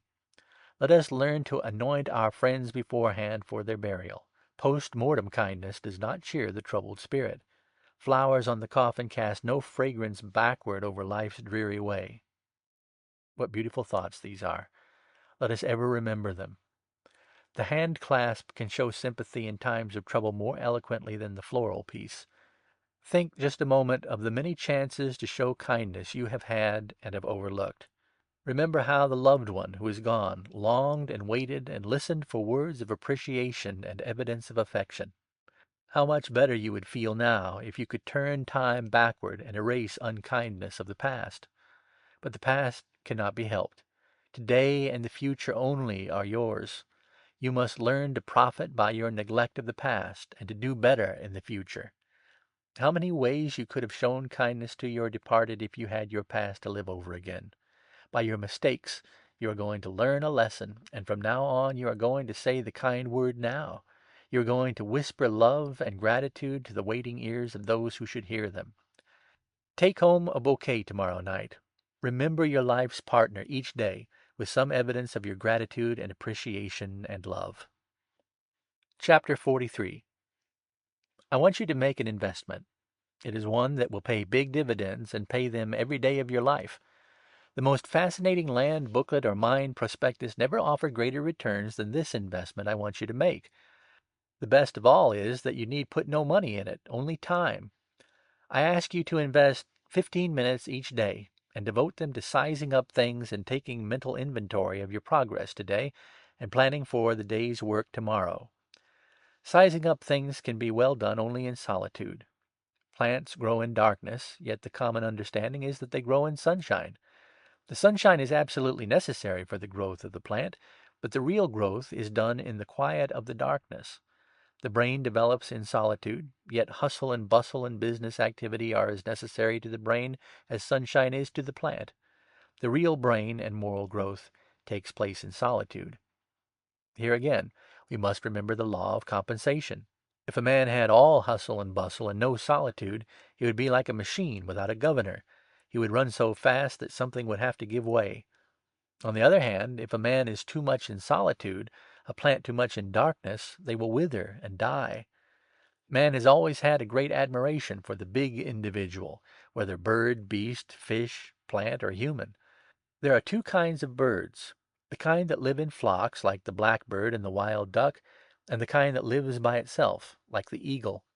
Among birds, the eagle is chosen as an emblem for the flag, but never the duck or the blackbird.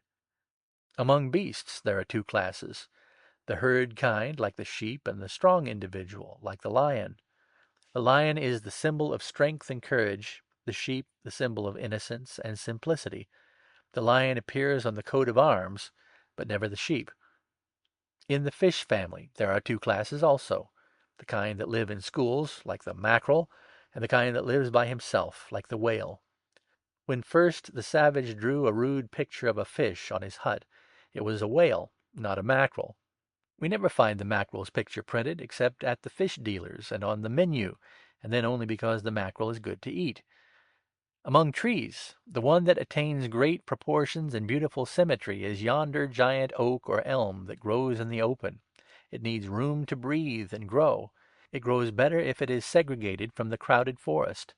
The giant tree is not the one that grows in the dense woods. In the very first part of this book, I asked you to study these chapters the last thing in the day, when you were alone, and you can see now how helpful the suggestion has been to you. You realize how the help and truth are being absorbed in your mental garden, because the power of silence, the soliloquy in solitude, offers marvelous opportunities for mental culture, brain building, and fortifying yourself for the fray. When you get calm and have the poise and ability to think quietly of the beautiful things of life, you will have one of the greatest treasures possible to man. Mental pleasures are most enjoyed in solitude. Material pleasures are more enjoyed in the crowd. Material pleasures are temporary. Mental pleasures are lasting. The 15 minutes you invest in mental soliloquy will yield dividends as long as you live. And so in closing this chapter, I want to impress upon you the importance of investing 15 minutes each day in a quiet place by yourself, where you can size up the things you have done, the acts you have gone through, the thoughts you have had, the conclusions you have arrived at. This will be a threshing process by which you will eliminate the worthless chaff and get the good wheat. Chapter 44. I hope you followed the suggestion in the previous chapter of quietly sizing up the acts of the day, for then you will be in better position to understand and benefit by some more suggestions along the same line. I gave you some examples of strong individuality among plants, birds, beasts, and animals, and now we shall consider the supreme animal, man. There are two kinds of men: the kind that lives in the herd, and the kind that has the strong individuality and spends much time by himself. This strong individual needs room to grow. The herd man exists in infinitely greater number than the individual type of man. I cannot imagine Lincoln, Bismarck, Webster, Clay, Edison, or Burbank living in the herd or spending their time in brilliant cafes. The man who lives in the herd, who is ever present when the lights are bright, where gaiety abounds, where excitement reigns, where feasting is present, soon gets himself into the habit of cultivating this excitement so as to get away from himself, for his thoughts are fear thoughts, and he is never happy when alone with such thoughts. The brain never sleeps, and something must occupy it. The herd man fills his brain with frivolous things and seeks constant excitement. He is like the plant always in the sun. He burns himself out. The great man, with the individuality, is great because he has always spent plenty of time by himself, sizing up things in solitude, making a mental inventory of the things he has been doing. Sizing up things makes the brain grow and makes it stronger, and gives it the power of eliminating the things which harm the brain and make it weaker. The universities of this country, in a great measure, produce the herd man. The students dress alike, all have the same mannerisms, all have the same tilt to their hats, all the same turned-up trousers. They all feed at certain restaurants. They crowd in flocks, always. Very few college men learn the benefits of sizing up things in solitude until after years. Society conventions, too, develop the herd man. On the other hand, the philosophical student does not copy his fellow student. In the great practical experience schools we find Lincolns, Edisons, Jim Hills, and Carnegies. These men had to wrestle with the problems for themselves. They never lived in the crowd. They had to size up things in solitude instead of reading experiences from textbooks or following rules laid out by others. In your sizing up, weigh your positive and negative acts, your wise and foolish deeds, the right and the wrong impulse, the gain and loss in achievement. You should strike a balance, and if you see the bad, deterrent, backward things in the lead, you should resolve to get a move on yourself and change your habits. Those who go along without this sizing up of things in solitude are like the merchant who keeps no record, but pays his bills from the cash drawer and takes what is left for profit. He will be running a little shop 20 years, while his competitor, who sizes things up each day, will be in the wholesale business or will have retired with a fortune. Try this sizing up of things for 2 weeks, and the benefit you will receive will be so manifest it will need no further suggestion to make you keep up the practice. While you're sizing things up, put the worries down in black and white and see how really foolish they look. Count your blessings. Realize your strength. Grow in these hours of sizing things up. Store your brain with faith thoughts. In the silent watches of the night, my suggestions will come to you through these pages, and if you have been as sincere in reading and following this great truth as I have been sincere and honest in desiring to help you, then you are feeling great benefits, and from now on, as the closing chapters are read by you, you will have a peace and a joy that the outside world does not know of. But you and I know them, and we understand, and we are happy thereby, for we are helping others. Chapter 45. False pride is one of the most frequent causes of worry. A man works hard to give his family comforts, and in the nature of things, as he goes along, his income improves. But the trouble is that in anticipation of the increase, either the man himself or his wife anticipates it, and the expense of living generally grows faster than the income. Few women have the ability to consider the family affairs with the breadwinner and gauge expense accordingly. Many a man has lost his ambition and his ability to earn a livelihood simply because he is pressed by debts until worry and discouragement materially handicap him. If women could realize the happiness that comes to the family that makes it a rule not only to live absolutely within the income, but at the same time save a little, much of the trouble of the world would be eliminated. Nearly every wife has been asked by her husband to curtail expenses. There is not one out of 100 who will take such a request with good grace. Usually, the one answer of a woman to her husband's request for scaling down expenses is, "Mrs. So and so dresses better than I do, and her husband doesn't make any more than you do." Or, "If Mrs. So and so can afford to have an automobile or to have this or that, I don't see why we cannot afford to have the same." Many a tragedy has occurred simply because the wife does not stop to reason. She buys things right and left on the theory that her husband has always managed to pay the bills and get through somehow, and as long as they get by, she does not bother about what the somehow has cost her husband. We can all obtain the things which are necessary and good for us. The great struggle is to obtain the things which not only are not necessary, but are positively harmful to us.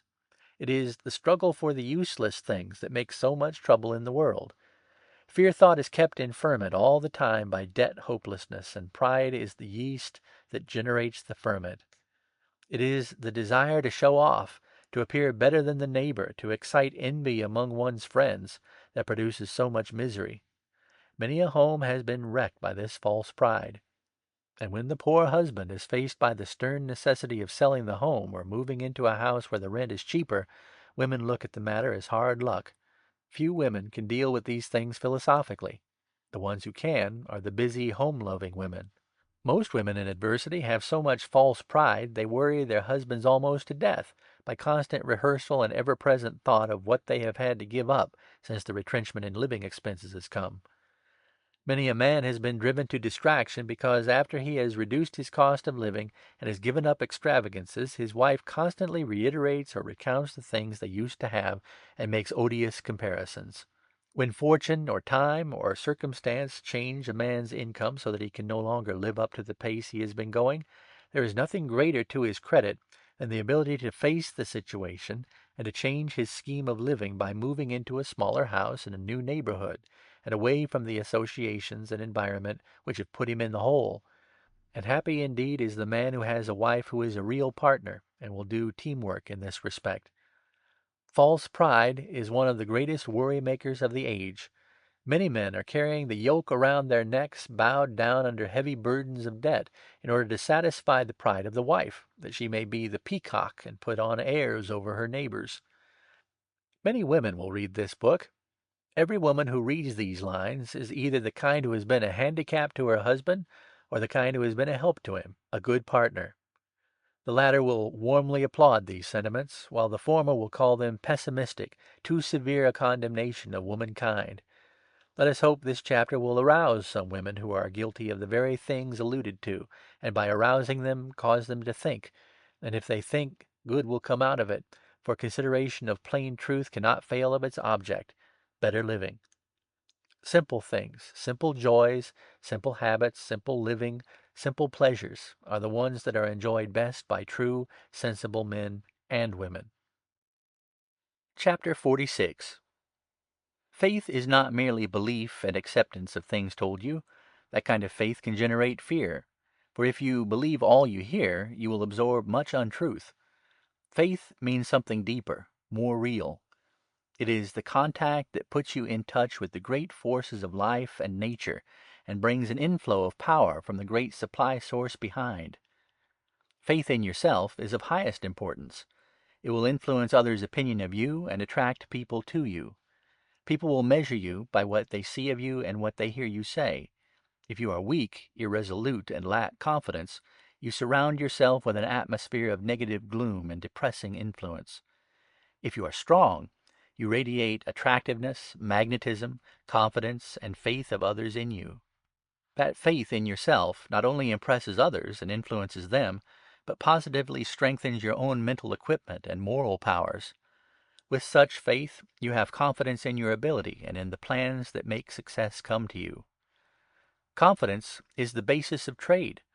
The man with the I can, I will, I do makeup gets there, and his magnetic faith is his great advertisement.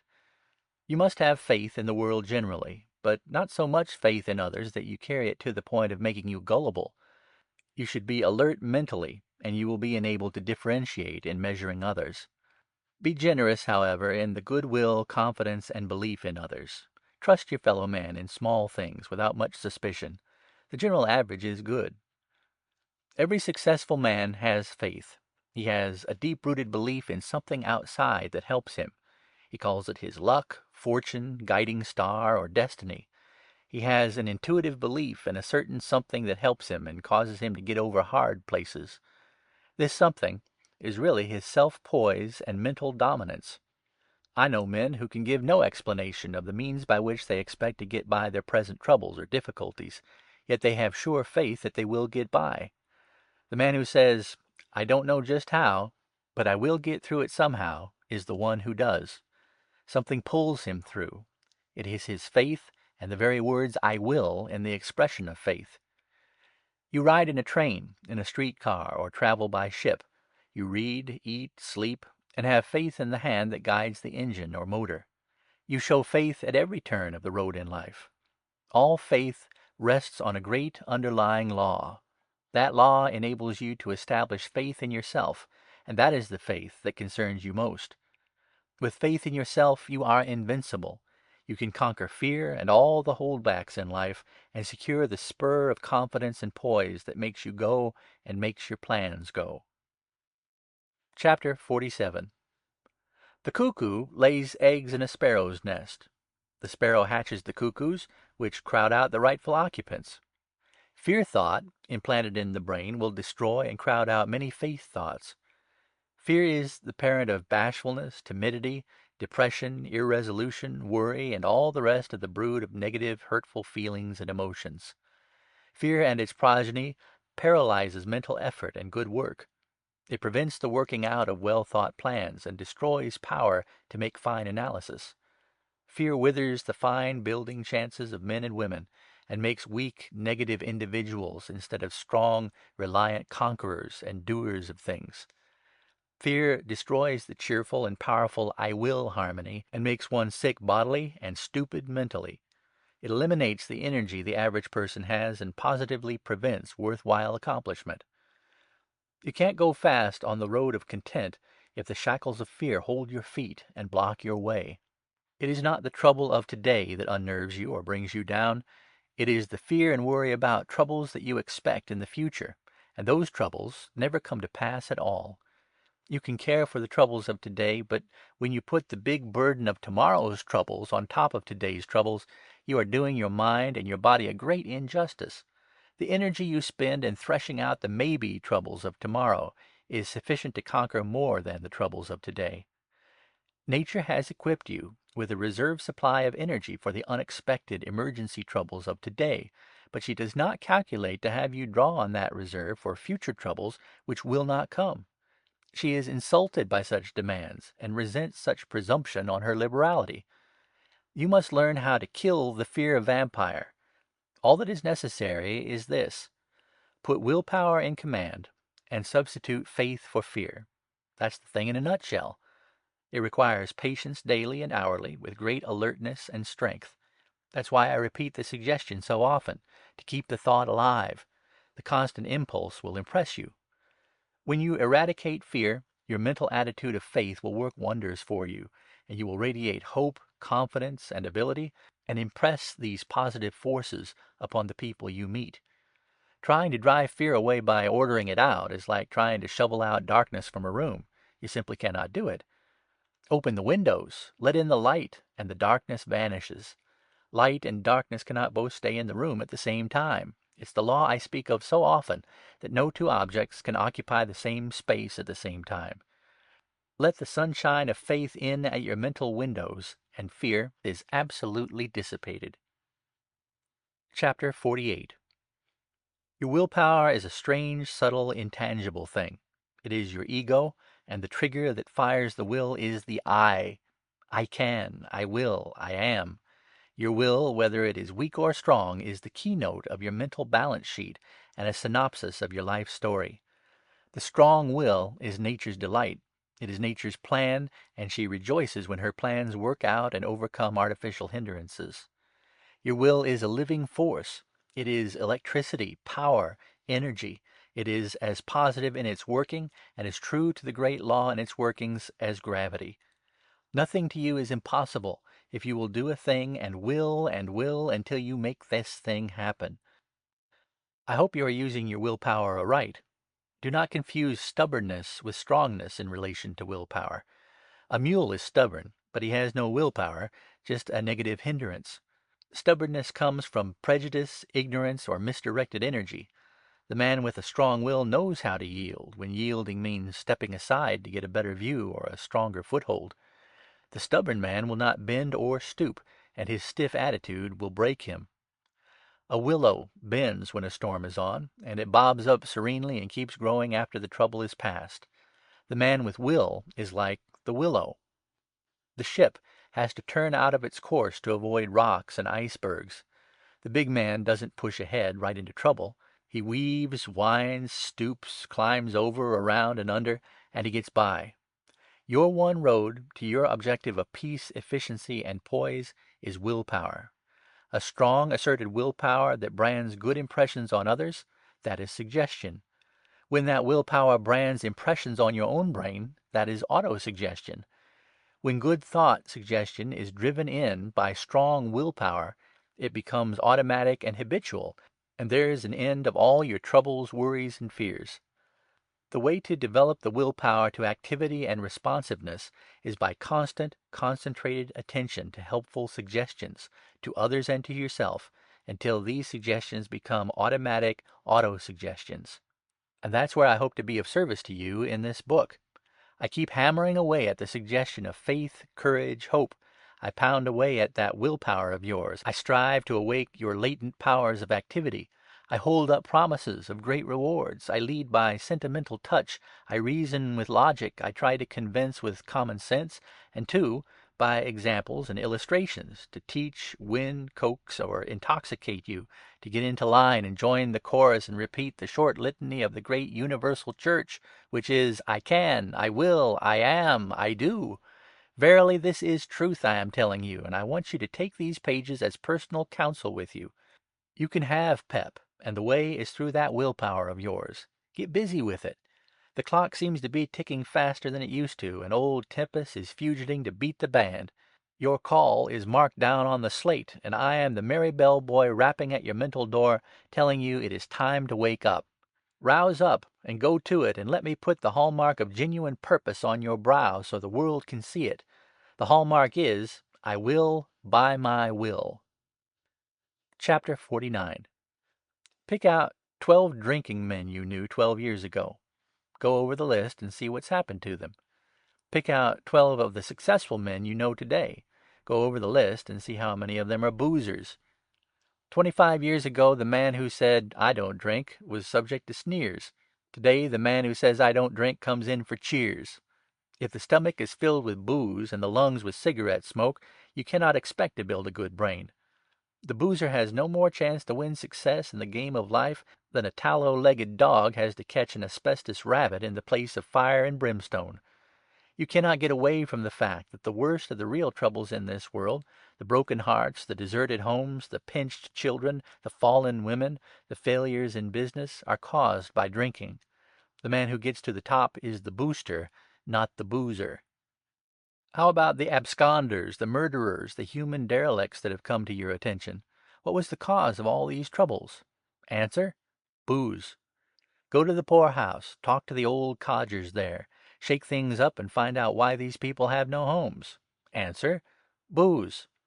How about the broken-hearted, suffering wife and the poor innocent kiddies whose little hearts are torn when the other kids point out their father's failing? Booze. The drunkard may think he is all right because he's taking care of the wife and the kiddies, but what the wife and the kiddies want is a real dad and not a booze-soaked dad. If drinking is getting a stronger hold on you, we wonder if you ever stop to realize that your wife and little ones watch your homecoming to see whether you are drunk or sober. How about those faces at the window, watching to see you come up the steps to find whether it is daddy or a boozer? Maybe you have not come to this stage. I hope not. But if you are just occasionally going to extremes, it is time for you to sit up and listen, for there is no standstill in the drinking game.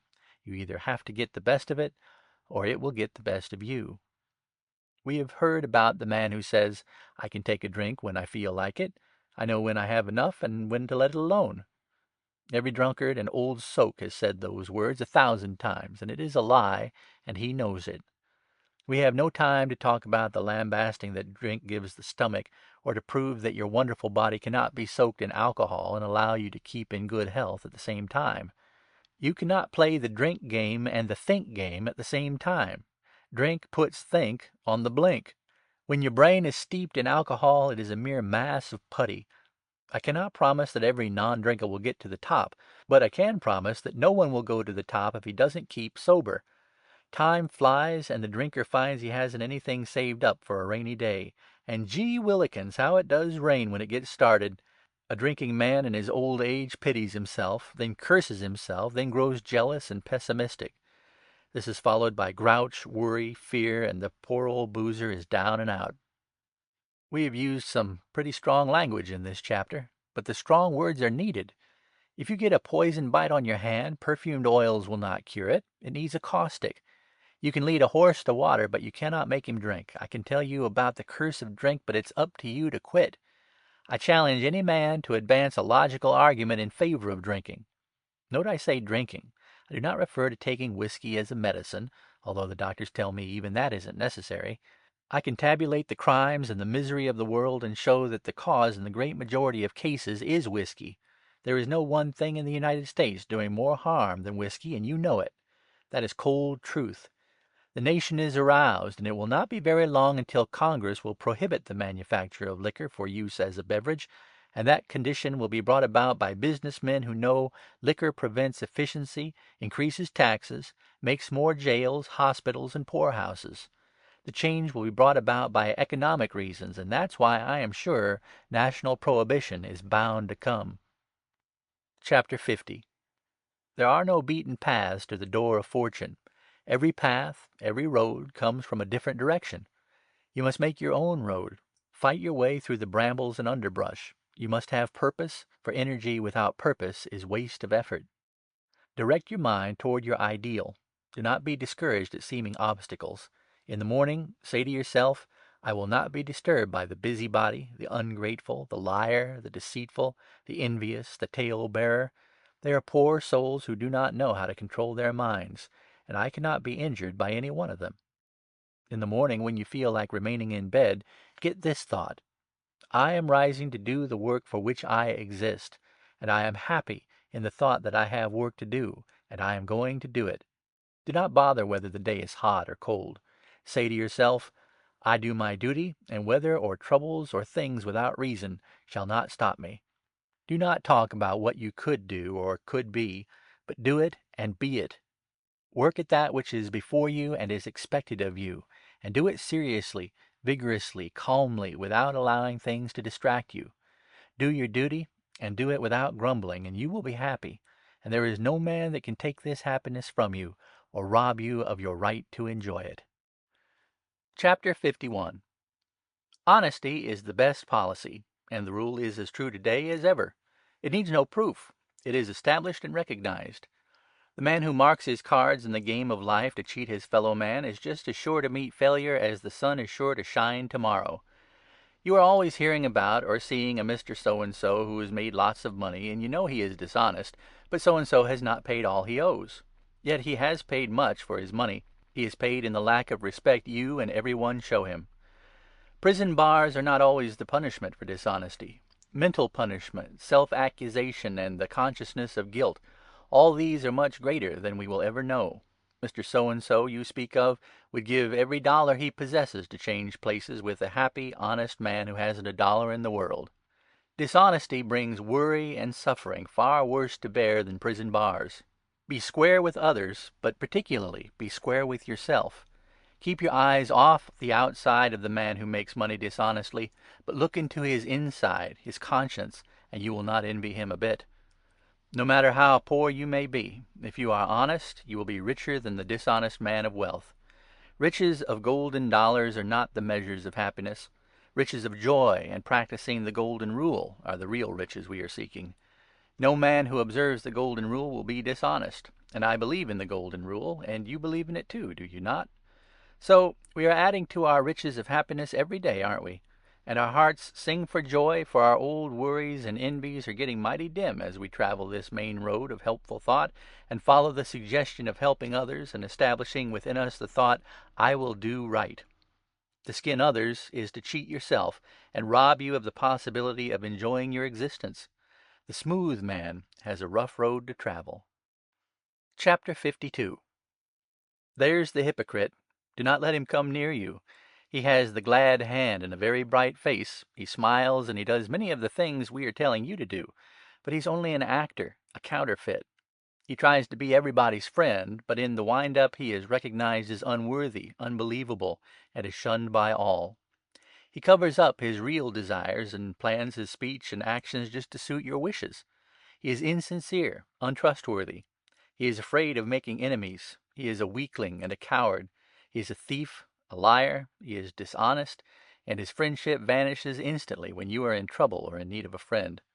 The hypocrite flatters you. His advice is worthless. He talks from his neck up, never from his heart. His only aim in life is his own, and he fails because he is insincere and his foundation is rotten. He is a dangerous person, because those with weak minds or run-down will powers have not the ability to see through his outer self, and they think he is real, and that his make-believe is true.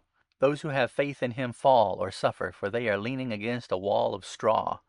The hypocrite is strong in his proffered friendship when you are prosperous and when you don't need his help. But the moment you call on him for aid, or ask anything that calls for sacrifice on his part, he finds ready excuses and thenceforth keeps clear of you.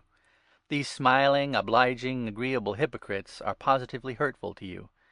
You want people to disagree with you sometimes. You want someone to fight and contend with you once in a while. That contact discloses your weak spots and lets you know where you stand. The hypocrite hands you out pretty boxes of word candy and fools you with the sweets. Better have someone give you a pickle once in a while. Sincerity seldom flatters. Blunt truth may hurt for an instant, but when you come to again, the reflex is enjoyable. Anyway, when you hear blunt truths, you know what you are dealing with. When you hear the honey words from a hypocrite, you are trying to fasten truth on soap bubbles. You simply make no progress and get no satisfaction. Chapter 53. To be approved, you must occasionally be reproved. Knowledge pointed out to you is mere words unless the knowledge is used. Set your ideal on the rock of truth, and do not be bothered by the waves that dash against it. You will at first be sneered at because you have ideals and live differently from the herd. But when your determination is realized by your friends, you will be cheered for your pluck. Success comes to you who willingly, successfully, and patiently stand by your standards. You may be misjudged and sneered at and criticized. Well, so was Columbus and Christ and all others who had great ideals. Langley said the time would come before long when men would fly in the air, and the people called Langley crazy and a fool. But the fools were those who called Langley the fool, for behold, men do fly in the air.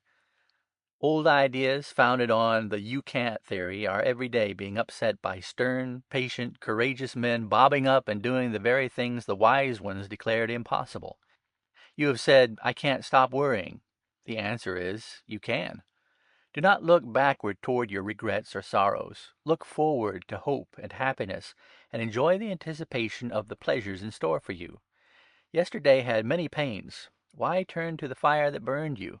Doing so only makes the pain worse. Control yourself. Find diversions and work harder than ever before. Your regrets are like wounds. They must be closed before they can be healed. The scar marks experience. For centuries and ages, countless thousands have undergone all and more than you have suffered.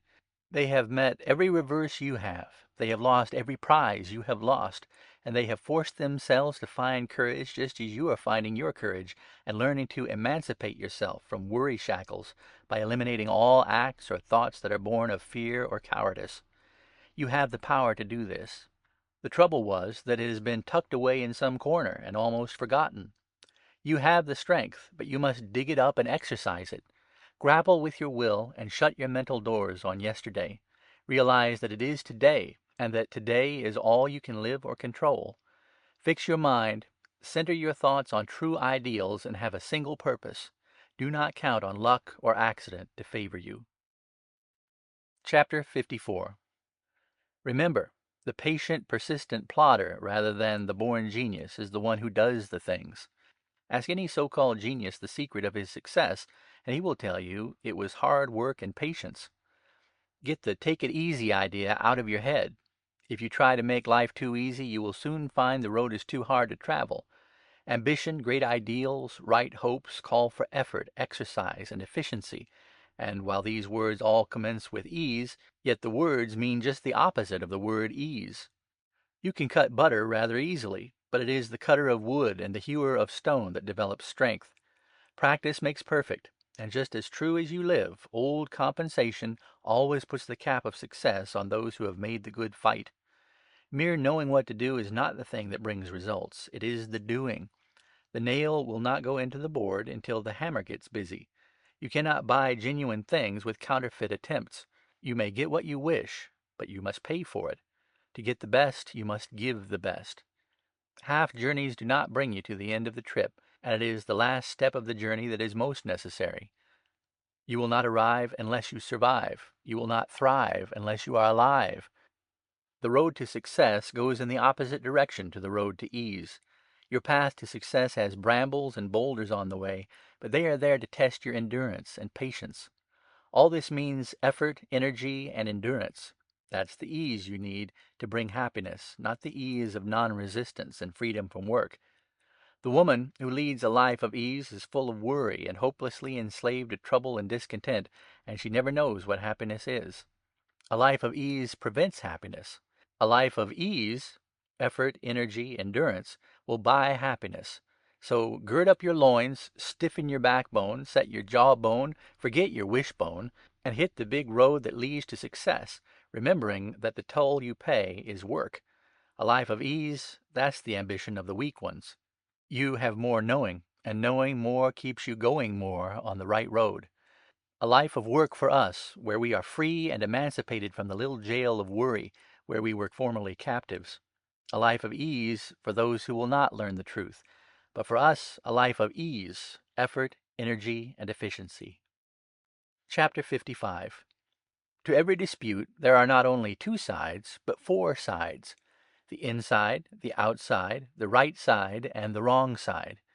It's mighty hard to be sure you are on the right side and able to pass judgment. Gossips get the wrong side. Mind your own business. If your business doesn't call for all your time, you have gone in the wrong business. Disputes quickly follow criticism. Critics seldom do the things they advise others to do. The critic is a busybody, and a busybody is never a busy body. Gossips are more poisonous with their bites than dog bites. Few are killed by dog bites, but slanderers and gossips have made many untimely deaths. The man who shoots off his mouth and causes broken homes, unhappiness, and misery should be punished like the man who shoots off the gun that he did not know was loaded. The Japanese have a proverb which they teach their children as soon as they can lisp the words. It is this: see no evil, hear no evil, speak no evil. There is a great demon who prowls around. He is called gossip. He is a mischief maker and an artful dodger, hard to locate, and he is a liar of the worst kind. Pay no attention to gossip, for it is villainy born of hatred. Gossip consorts with meanness. Gossip never had a pure motive. If you speak evil of a woman, picture your mother or sister in her place. If you think a man is a thief, tell the police. If the facts you have are not strong enough to justify a warrant, they will not justify your accusations. Gossip always attacks the absent one. It is therefore cowardly.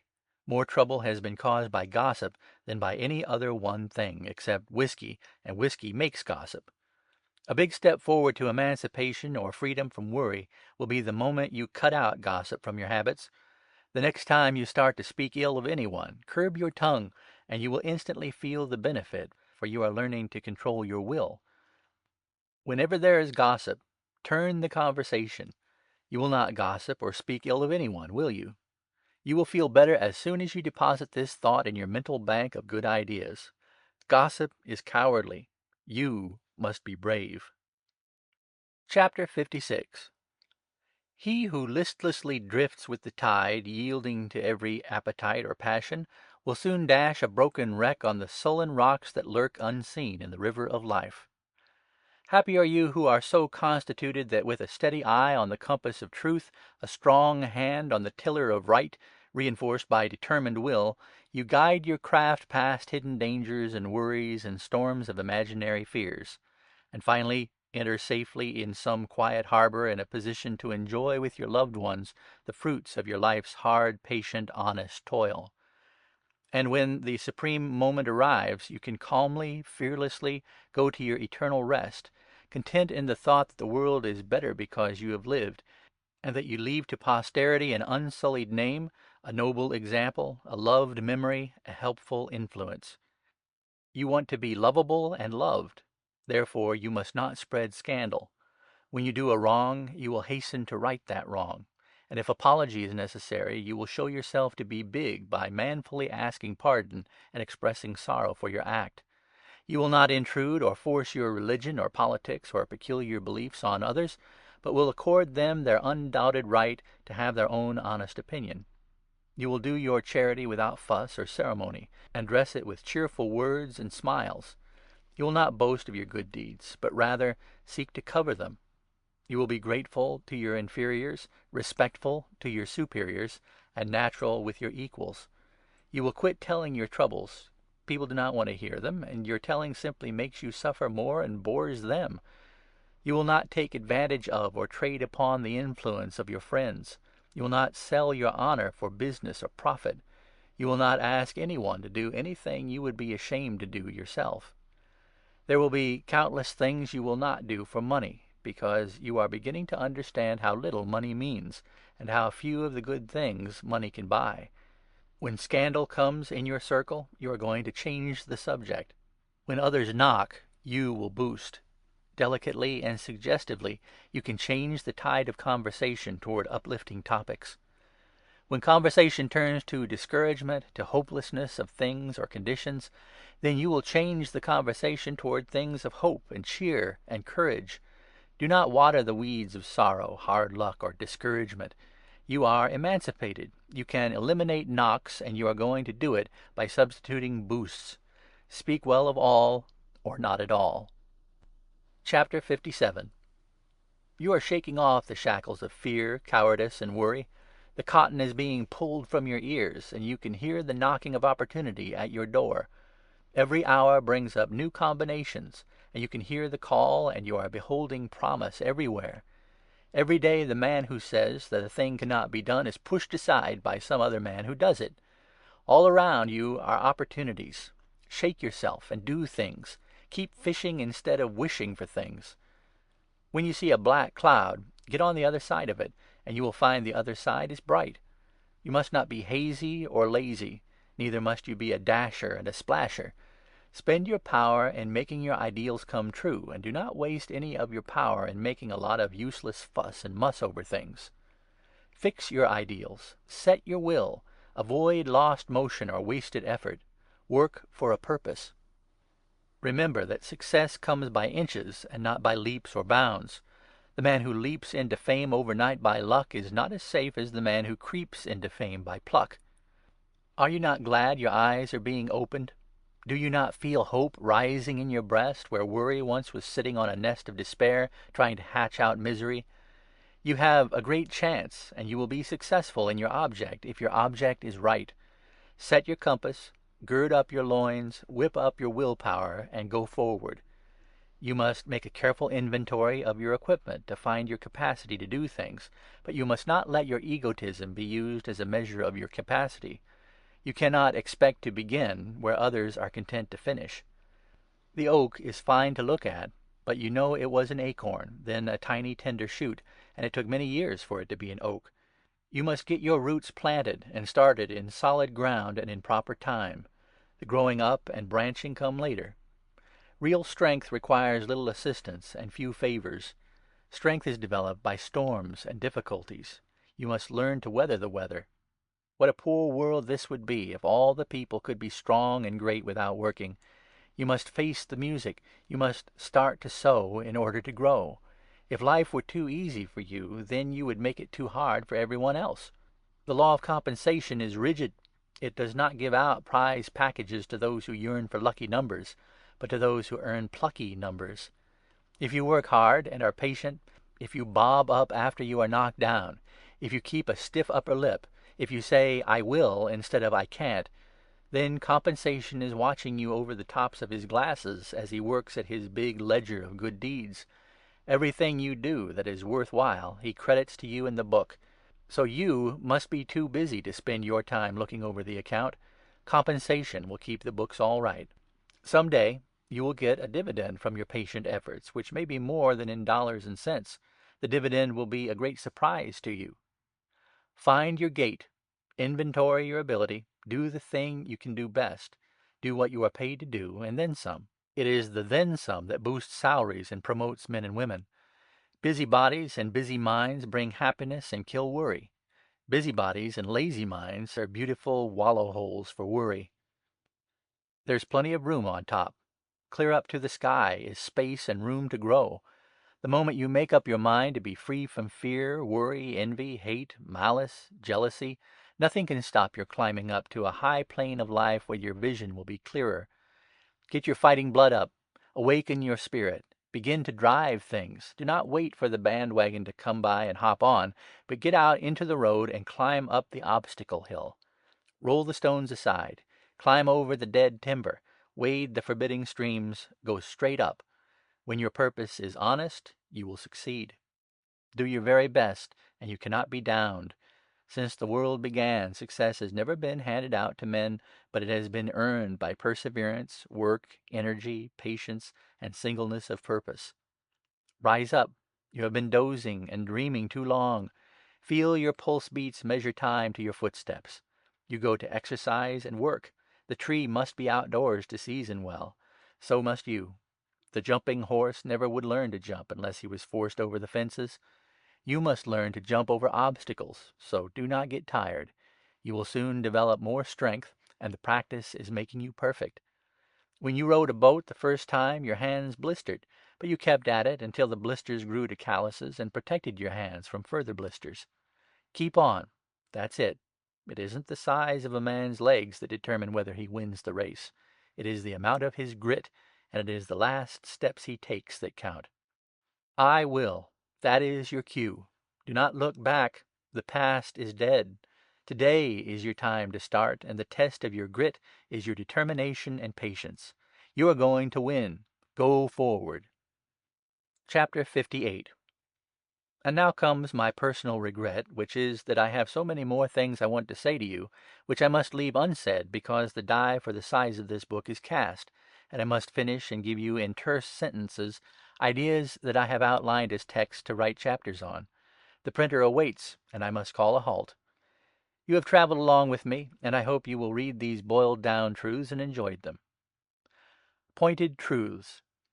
Today is the tomorrow you worried about yesterday, and see, that hurtful thing did not happen. Love me and tell me so is the craving of every wife's heart. It takes a hammer of practice to drive the nail of success. Lucky stones are found in plucky paths. The more one goes the round of pleasure, the more difficult it is to get square. Many a white vest has only an empty pocketbook and an unpaid laundry bill in it. Dyed whiskers and painted cheeks never fooled anyone, yet those who dye their hair and paint their cheeks think they are fooling others. You can get nearer a woman's heart at the tub than at the club. It is the roughness of the grindstone and the rough places in life's road that give the axe and the man the sharp edge. If we are careful where we step, those who follow us will not stumble so often.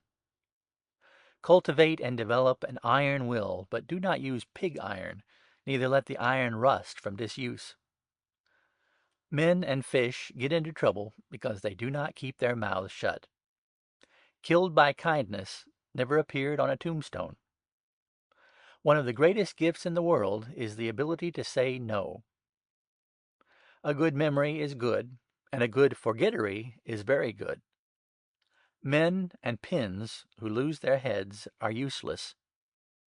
You have 10 good and true friends who will always help you, your 10 fingers. You cannot make poor health and good business keep up good teamwork. You can never get much happiness from money or possessions you did not work for. If you get real angry, look in a mirror for 2 minutes. Every man inherits one of these birthrights: brains, boodle, birth. And the greatest of the three is brains. Chapter 59. Go to the hospital and see how weak people brave real troubles, and maybe you will see how cowardly it is for you to give in to an imaginary trouble. The big man of the city is the one who was raised near the grass roots of the country. Know each other here on earth during the week, and let the others sing on Sunday, "We shall know each other there." The has-been wears shiny clothes instead of shiny shoes. Look in the old pink plush album and see Mother's picture when she was a bride. Then think. Nearly every rich man was a poor boy. The rich boy is handicapped, and not 1 in 1,000 gets there. You may lead a fool to the trough of knowledge, but you cannot make him drink. It is not what is on a man, but what is in him. Cook your husband's meals carefully, and you will not have to worry over his morals. If wishes could all be true, what a mess this world would be. A fast horse can't go fast far. Nothing will kill lies like absolute silence. Apology takes a big, broad man. The coward doesn't apologize. Do not tie grass on the path your brother travels. When your plans go wrong, it's because you have too much wish and not enough you in them. The door on a business office says push. The door on City Hall says pull. Throw rocks and the world will throw rocks at you. There are just two classes in the world: the one that says I can, and the one that says I cannot. You must learn to stand alone. Props can only help temporarily. You must act fairly. Trickery will not bring permanent success. You cannot buy your way with money to real homes, real hearts, or real friends. The lock that opens to the key of gold lets you into the room of insincerity, make-believe, and false ideals.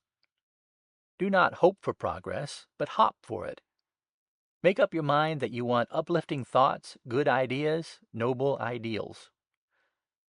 Know what you want it hard, and you will get it. You cannot be kept down unless you are downhearted.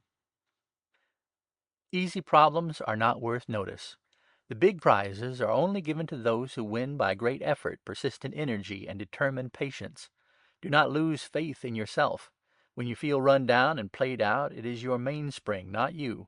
Take a little rest, get lots of sleep, rewind the mainspring, and keep the works oiled by cheer. Read a chapter of this book. Your future is in your hands. You must analyze problems, decide things for yourself, and act alone. Do not ask advice of others.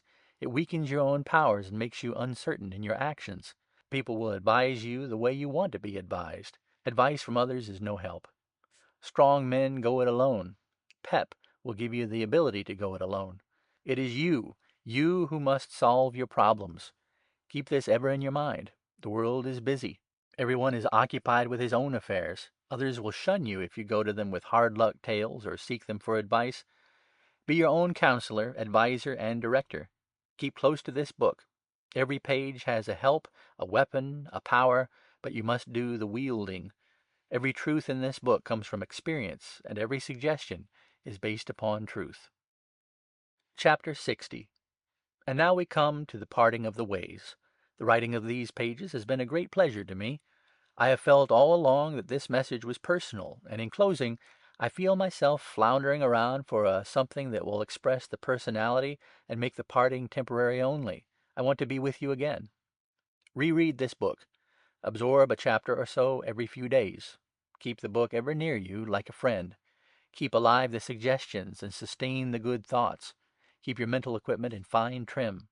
As long as your willpower dominates, and as long as your mental attitude is serene, you are a power and a success. You who had pep and lost it, I hope you have regained it. And I'm sure you have, if you have read this book slowly and kept sustained interest and focused thought on the subjects. Fixed thought inevitably molds a man and makes him a creature of his thought picture. If your fixed thought is on faith, you are invincible and will stand fearless, unconquered, and powerful before the world.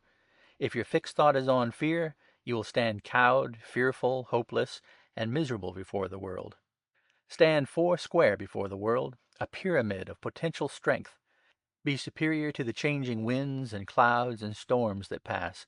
You have a duty to yourself, first of all, and a duty to your loved ones and to the world. There is no nobler aim or higher accomplishment than to do your duty well. Vibrate your superb faith, inoculate your courage, instill good thought, make helpful suggestions, do good deeds, act gently, deal kindly, be a living, breathing model of God's most wonderful masterpiece, man. You are invincible. You can and will rise each day into higher and broader altitudes of thought and vision. You can and will add to your strength and power. Glorious, satisfying, intoxicating, pulsating life is your portion and your right and your unquestioned heritage. You have been in a fog. The sun was shining above it all. You have risen through the fog and now bask in the sunshine. You were wandering in the underbrush and jungle, following blind trails made by those who knew not the direction that would lead to the great highway, so well defined that those who follow it cannot be lost. The briars scratched, the stones bruised, the mud often swamped your footsteps, the jungle tangled, but you pushed on, following the suggestion of the guide, and now the open road lies before you. Keep in the big road. Let your face be to the light.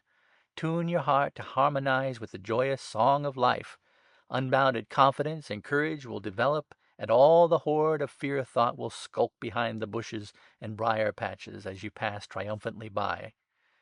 Below, in the valleys, are the snakes, scorpions, poison ivy, and stinging insects that lie in wait for those whose brains are filled with fear.